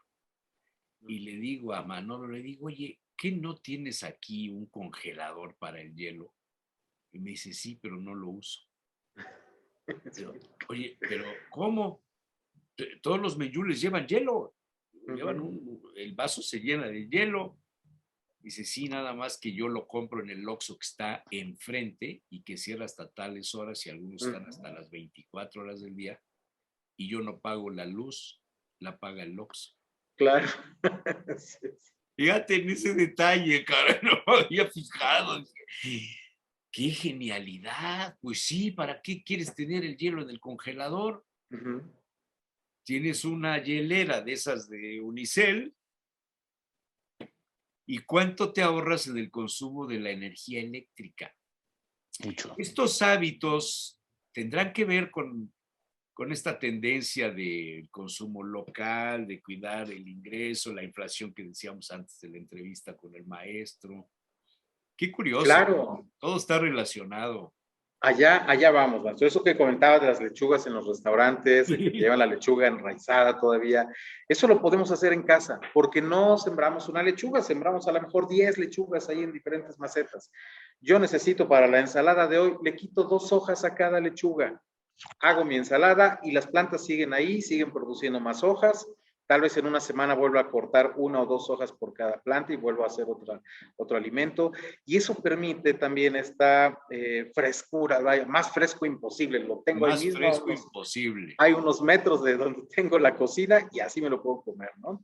Hay experiencias bonitas donde hemos ido a casas rurales de algunas colonias de la ciudad de Puebla, en donde los niños salen al huerto, cortan un trocito de brócoli porque dicen que es arbolito, les gusta y se lo vienen comiendo así fresco. O sea, no hay problema, no hay contaminación, no hay nada. Y entonces van cambiando los hábitos. Los niños que crecen en una familia donde hay un huerto van a llevar esta idea para cuando ellos tengan su propia familia. Entonces, sí es algo que tenemos que ir trabajando también en las nuevas generaciones. Hay dos, digamos, tendencias. La tendencia del ama de casa, normalmente son las jefas de familia, las que impulsan este tipo de actividades en el hogar, porque tiene que ver con la alimentación, tiene que ver con el tiempo, tiene que ver con la economía familiar. Pero el otro extremo, pues es la industria restaurantera, hotelera, las familias incluso que tienen solvencia económica sin problema y que lo hacen más bien por un hobby, por algo como esto que decíamos, por la seguridad de que yo sé que no están regadas con aguas negras. Y entonces entre esos dos públicos hay muchas actividades que se pueden hacer. Desde luego, tiene que ser la capacitación, la asesoría técnica, pero también el tener los insumos necesarios. Afortunadamente nosotros contamos con una superficie de invernaderos en Atlisco donde podemos estar germinando permanentemente hortalizas en charolas germinadoras y tenemos plántula de 5 a 10 centímetros que son las que repartimos en los cursos de agricultura urbana. Entonces ya la gente no se espera que germine las semillas, si salió, si no salió, porque eso quita tiempo. El consumidor en la ciudad quiere rápido, ya. Si tú ya les das la plantita y dices, bueno, por lo menos ya está la planta, ya nada más espero que crezca, ya no hay que esperar que nazca desde la semilla. Y eso acelera mucho los tiempos, lo hace una actividad muy práctica, muy llevadera, y a la larga, conforme la familia, la jefa de familia, los hijos, sobre todo son los que están en el hogar atendiendo esto, van aprendiendo, se van interesando, pues van llevándolo a, digamos, a niveles de complejidad más altos, ¿no? Lo más sencillo son los vegetales de los que comemos las hojas, las lechugas, las espinacas, las acelgas, el cilantro, el apio. Ya un segundo grupo, pero de ciclo corto, los rabanitos, los ejotes, y ya lo más complicado son los de fruto, los jitomates, los chiles, los que van subterráneos, los tallos como los betabeles, las zanahorias que requieren más tiempo, pero pues mientras tenemos de todo y diario podemos tener algo de producción de hoja. A mediano plazo tenemos producción de lo que va enterrado, como los bulbos y los tubérculos, papa, zanahoria, betabel, cebolla. Y a largo plazo tenemos los frutales también, árboles que tenemos en una maceta, que son árboles al estilo de los bonsai, van a envejecer, pero van a estar de ese tamaño, no van a romper la maceta para seguir creciendo, pero son árboles que entrando a su etapa de madurez van a estar produciendo flor y van a estar produciendo fruta. Aunque sean árboles enanos, pero nos dan producción. Miguel Quiñones. No, yo hago parte de eso. Entonces, lo sé, yo siembro a veces jitomate, a veces siembro los ajos, que me encantan, estos ajos tiernos, me encantan, un par de lechugas. O sea, sí hay mucho que podemos, la zanahoria desde luego y algunos tubérculos más, estos son fáciles de controlar y fáciles de que germinen, de que salgan. Sí. No es complicado. Yo sí, es algo que me gusta. Es más, yo lo hacía con mi papá cuando yo era chico. Teníamos una huerta completa aquí en Puebla. Era un terreno que primero estaba baldío y era anexo de la casa y era de nosotros. Y ahí lo hicimos huerta, sembrábamos berza, sembrábamos espinacas, sembrábamos coliflor. O sea, mucho, tienes razón, esto se va aprendiendo cuando eres niño. Aprendiendo, sí, sí. Bueno, como el compost, el hacer de tu basura, de los desechos orgánicos, hacer un abono para no comprar los fertilizantes en el Home Depot o en las tiendas de grandes superficies donde son los costalitos esos que te cuestan una fortuna. Cuando tú puedes hacer tu propio compost con los desechos orgánicos, ¿no? Sí, sí, esa es otra alternativa también. Sí. A veces se ha pensado que la composta, que el abono orgánico agrega nutrientes también. Sí agrega nutrientes, pero en un bajo porcentaje. ¿Cuál es la ventaja de la materia orgánica en el suelo, en el sustrato donde va a crecer el cultivo? Que le va a dar aportación de materia orgánica y la materia orgánica conserva más la humedad. Es un cultivo al que hay que estar regando menos veces porque va a conservar más tiempo la humedad disponible para las plantas. Pero además es el medio en donde crecen los microorganismos del suelo que nos ayudan a mineralizar esa materia orgánica y la convierten en sales minerales que son las que las plantas toman en los nutrientes. Entonces, esa es la importancia de las compostas, de los abonos orgánicos, porque sin agregarles fertilizante, los microorganismos que a eso se dedican en la naturaleza, a mineralizar la materia orgánica, a descomponerla para convertirla otra vez en suelo fértil, eso lo aprovechamos en la agricultura urbana. Ya si le agregamos tecnología como las lombrices californianas y hacer la lombricomposta y estas cosas, también es posible. Y genera negocios diversos, desde los que venden lombriz, no sé si sepan, pero el kilo de lombriz de tierra cuesta $1,000 el kilo. Sí lo sé. Y otra cosa, en algunos países ya se están comercializando las lombrices como alimento. Sí. Sí, las deshidratan, las hacen harina y hacen galletas. Exactamente. La lombriz ya se está consumiendo como algo normal. Bueno, en el caso de nosotros, la entomofagia, la consumo de insectos y todo esto. Sí, claro. Por el alto aporte de proteína que tienen. Ancestral. Aunque de repente encuentran unos grillos que son como tamaño cucaracha, que dicen, no, a ver, esos no son los chiquitos, bueno. Sí, las patas se te entierran en el paladar. Se te entierran en la encía y luego sí tiene sus dificultades, pero bueno, creo que sí tiene mucho que ver la costumbre del consumo y el hábito alimenticio, la costumbre de consumir fresco, de saber preparar cosas, de tener el ingenio para aprovechar lo que tienes en el entorno, etcétera, ¿no? O sea, es un asunto como que de mucha cultura, ¿no? Sí. Y combinar esto con otras tecnologías a nivel familiar, como el secado de los alimentos con el sol, que elegante y técnicamente le decimos deshidratación solar de alimentos. Eso lo hacían nuestros antepasados, lo hace la gente en el campo. Pone los cultivos al sol, ya que se secaron, los guarda, no sé, o los cuelga en manojitos como el epazote, de las mazorcas. ¿Qué pasa con la cecina? ¿Qué pasa con el chito mixteco? Pues son secados al sol. ¿Qué pasa con el café? El café lavado tiene un sabor y el café secado al sol tiene otro sabor. Hoy es más caro el secado al sol que el café lavado. Así es. Indudablemente. ¿Qué pasa con los chiles en vinagre, con los escabeches, que antes se hacían en casa? Se compraban los vitroleros o se guardaban los frascos estos herméticos que se podían cerrar muy bien y se ponían al sol. Y el sol aportaba la energía para calentar el vinagre para cocer los chiles dentro del frasco. No se compraban latas de chiles San Marcos o de La Morena o de la marca que ustedes quieran, ¿no? Así era. He visto, me sorprende porque cómo somos, ¿no? Cómo nos dejamos atraer por la mercadotecnia en estas tiendas de producto global como Costco, Sam's, frascos de jitomate deshidratado al sol en aceite de oliva originario de Italia. Y te lo venden así como el jitomate italiano para la comida italiana.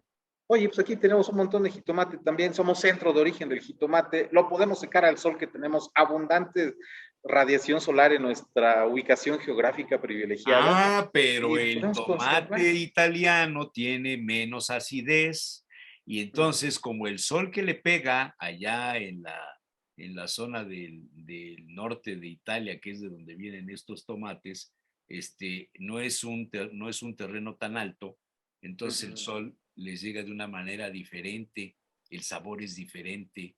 Quizá lo que tengamos que hacer es experimentar con nuestros en cierta forma eso se corrige. ¿Perdón? En cierta forma eso se corrige si cuando los estás secando agregas una cucharadita de azúcar. Por ejemplo, le quitas acidez. Pero la otra es que ya nos acostumbramos al jitomate saladet.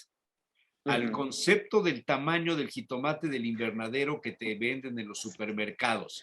Cuando nuestro jitomate guaje, el original, el guajillo, o el jitomate de antes, del siglo XIX, todavía en los bodegones de Arrieta se puede ver, que es feo, que es chipotudo, que los gajos se le ven, que no es redondito, perfecto. El otro es más sabroso, el original. Hay uno que es casi verde y uno que es casi morado, que son una delicia, carísimos hoy día. Sí. Sí, es importante también esto. Hay investigadores, agrónomos que han trabajado sobre el rescate de estas especies, de estas variedades nativas. Y tenemos otros Quizá debíamos invertir en eso, maestro. Sí, claro, ¿no? Y lo Poner estamos en trabajando valor también. la parte de los productos que México aportó al mundo. Así es. De acá salió el guajolote que se convirtió en pavo en Inglaterra, en Estados Unidos, en Alemania, en todas partes. Y hoy día, en Navidad y en fin de año, compramos el pavo, pero no sé cómo se llama el en Estados Unidos, que es carísimo, el de Sonora y no sé cuántas cosas. Claro. Y nuestros guajolotes los hacemos a un lado. En fin. Siguen bueno, es que no, no sirven para producir baterías. ¿Baterías? Sí, nos preocupamos por el litio y no nos preocupamos por el nitrógeno. Bueno, el litio no se puede comer, pero genera riqueza para alimentar a muchos. Sí. Está bien. Pues está interesante, maestro Cabrera. Muy interesante. Sí, de verdad, no quedarnos con el problema que la vamos a tener, ya lo estamos viendo, ya lo estamos resintiendo con los costos de los fertilizantes, lo vamos a ver próximamente con el incremento de los alimentos. Todo, a ver, también estos dos países son de los proveedores fuertes a nivel mundial de trigo. La industria en general que depende de las harinas, para las pastas, para las galletas, para la panificación, van a tener un desabasto de esta producción. Entonces, va a subir, ¿no? Va a subir el trigo y va a subir el pan. El consorcio Bimbo, es uno de los primeros afectados. Sí.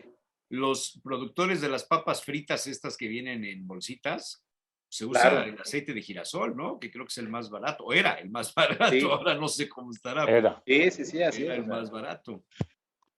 Ahí viene el impacto, pero afortunadamente vuelvo a destacar siempre el privilegio de nuestra historia, de nuestra cultura ancestral, de nuestra ubicación geográfica, de la riqueza, la biodiversidad que tiene México, tanto desde la biología como la cultural, que nos ayuda a sobrellevar estas situaciones. De verdad que hemos estado tan acostumbrados a esta riqueza que la hemos dejado de lado, no hemos aprovechado para hacer maravillas que podríamos hacer con todo esto, proveedores del mundo de estos alimentos, que ya lo hicimos en algún momento, ya los aportamos. De esa época en la que nos ponían a la República Mexicana?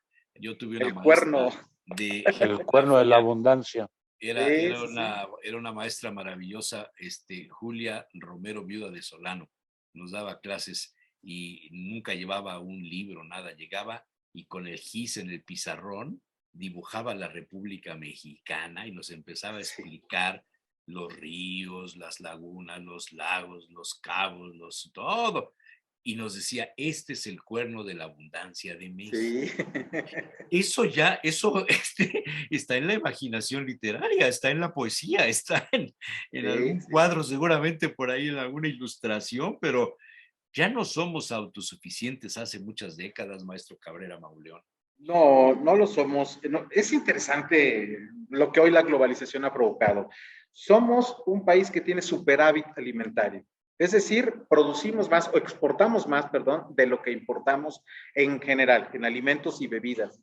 Claro que de lo que exportamos café en grano, exportamos tequila, exportamos cerveza, pero importamos maíz amarillo para alimentación al ganado. Somos autosuficientes en maíz blanco, que es el que comemos, pero dependemos mucho de la proveeduría extranjera para maíz amarillo, que es con el que sobrevive la industria avícola, la industria porcícola en nuestro país.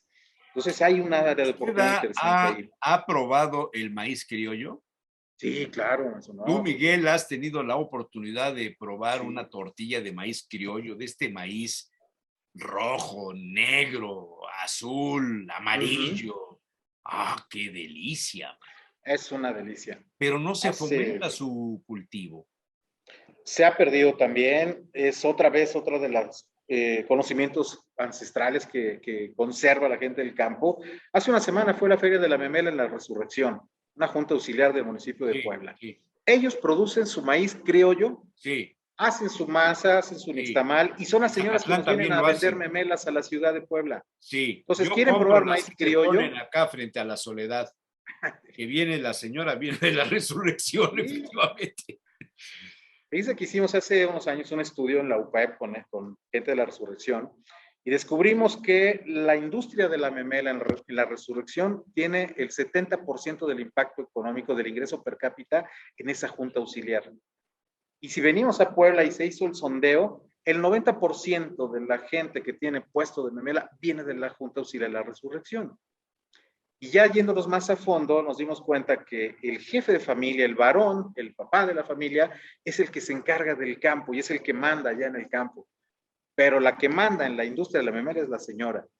Incluso si viene el señor es el chalán, es el que pasa los platos, el que limpia los refrescos, tal vez el que cobra, pero la que manda en el puesto es la mujer. Entonces hay un tema social interesante con estos roles también.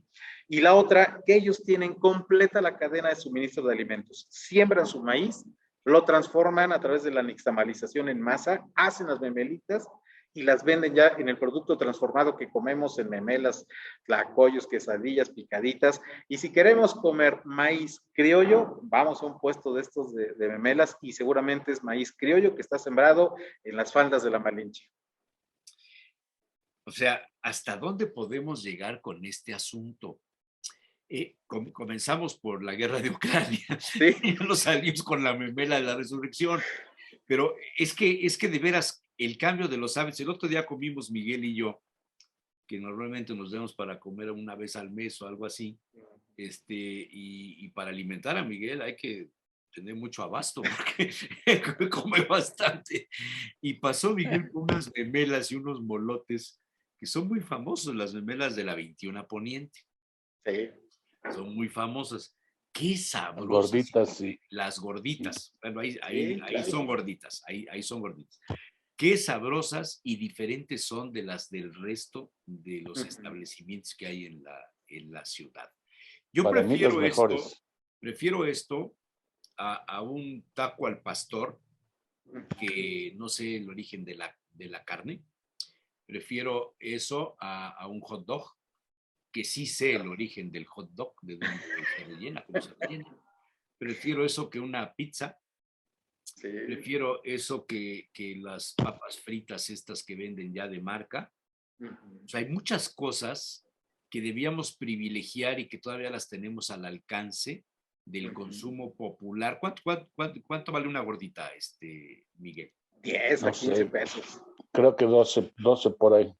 Sí, de 10 a 15 según el establecimiento y el tamaño. Ahí la 21. Ahí en la 21 creo que vale 12. 12. Con salsa. Con salsa. No, con todo. Con todo. Tiene sus coles. Todo. Tiene la salsa roja o verde que quieras, la crema, el queso, la cebolla. O sea, es una maravilla. Bueno, y aparte la manteca en la que se hace, que tampoco hay que perderla de vista, no es un producto barato. Sí, ¿y por qué le han hecho el feo a la manteca? ¿Porque provocaba colesterol? También el aceite de oliva. Acuérdate de la dura batalla que tuvo el aceite de oliva con el colesterol. Y los huevos. Los huevos. Y los huevos. O sea, está bien. Todo de... Bueno, ya nos fuimos a la gastronomía y nos olvidamos de la guerra de Ucrania. ¿Cuándo la margarina? Esa va a ser la guerra. ¿No? Esa va a ser la guerra. Esa va a ser la guerra. Hace años decían que la guerra iba a ser por el agua. Hoy día va a ser por los alimentos, el agua, todo lo que sirve para sostener al ser humano vivo, ¿verdad? Claro. O sea, debíamos tender, y no sé, maestro, si usted tenga algún estudio o alguna cosa, debemos buscar ser una ciudad autosostenible, autosustentable. Ese es el futuro, Puebla tiene características para eso. ¿Podríamos empezar a detonar algunos focos de interés? Claro, podemos hacerlo a través de colonias. Es un esfuerzo, digo, llegar a que una ciudad tenga esta característica es altamente complejo, pero lo importante es empezar por la familia. La familia sí lo puede ser. Yo incluso defiendo el concepto de la familia rural que está blindada contra estos efectos globales. Ellos siguen teniendo su maíz, siguen teniendo su calabaza, su frijol, sus chilacayotes, y lo van a seguir teniendo. Y comen de temporada. Exacto. Que es algo que también hemos perdido. No privilegiar Sí. los productos de temporada. Sí, sí, sí. Ya nos acostumbramos a que es incluso una exigencia hoy del mercado, ¿no? O sea, queremos que 365 días al año haya mango, haya melón. Bueno, pues aquí en los portales 365 días al año hay chiles en nogada. Y dice uno, ¿y de dónde? Claro, eso ya son, bueno. Dicen las señoras de Calpan, son piratas esos chiles. Pues claro. Bueno, muy bien. No son piratas, son chinos. Son chinos o de Chile, dicen. O de Chile, claro. Maestro Luis Andrés Cabrera Mauleón, le agradezco mucho, muy interesante la charla, sus comentarios. Si me permite, lo voy a convocar nuevamente. Por ahí le mandé un mensaje en el chat de acá del Zoom para ver si le facilita su teléfono para buscarlo directamente, que luego Juanito anda muy ocupado. Claro que sí, eso con muchísimo gusto. En la universidad. Pero es que son temas que no es fácil encontrar gente que nos, gracias, muy amable, que nos retroalimente. Y los datos para los huertos familiares. Sí. Eso también sería interesante promocionarlo. Claro, claro, les compartiremos. Hay algunos estudios, ¿no? De eso. Sí, está muy estudiado, está muy difundido en el mundo, poco aplicado, hay modelos diferentes. Yo leí hace tiempo alguna de estas cosas del estímulo de los huertos. Sí, y dicen que incluso había el conocimiento entre el gremio agronómico que Cuba era un referente de la agricultura urbana. Y resulta que alguna vez pues trajeron a los expertos cubanos, técnicos agrónomos cubanos a la Ciudad de México, algún jefe de gobierno quiso implementar un tema de agricultura urbana, y no, pues los cubanos lo que hicieron fue espantarse de ver el tamaño de la ciudad desde que iban bajando del avión. Y decían, bueno, ¿y aquí dónde están los terrenos donde vamos a cultivar? ¿Dónde están las fincas? Y es que el modelo que ellos tienen en La Habana, por ejemplo, es completamente diferente a la agricultura urbana que hacemos acá. A partir de que es una isla, todo es diferente. Así es. Pero ellos alrededor de los grandes centros de población, vamos a suponer de la capital, en los predios baldíos que tienen alrededor o los terrenos, ahí es donde producen los alimentos para abastecer a La Habana. En los parques, en los terrenos baldíos, en donde hay un espacio, ellos producen hortaliza para abastecer a la población. Pues nomás hay que leer la historia, ¿sí? La de Sagún, la de Bernal Díaz del Castillo, echarle una buscadita ahí, cómo funcionaba Texcoco, cómo funcionaba la... Así es. Plan, no, la maravilla de las chinampas que hoy siguen existiendo. El mercado de Tlaxcala. Sí.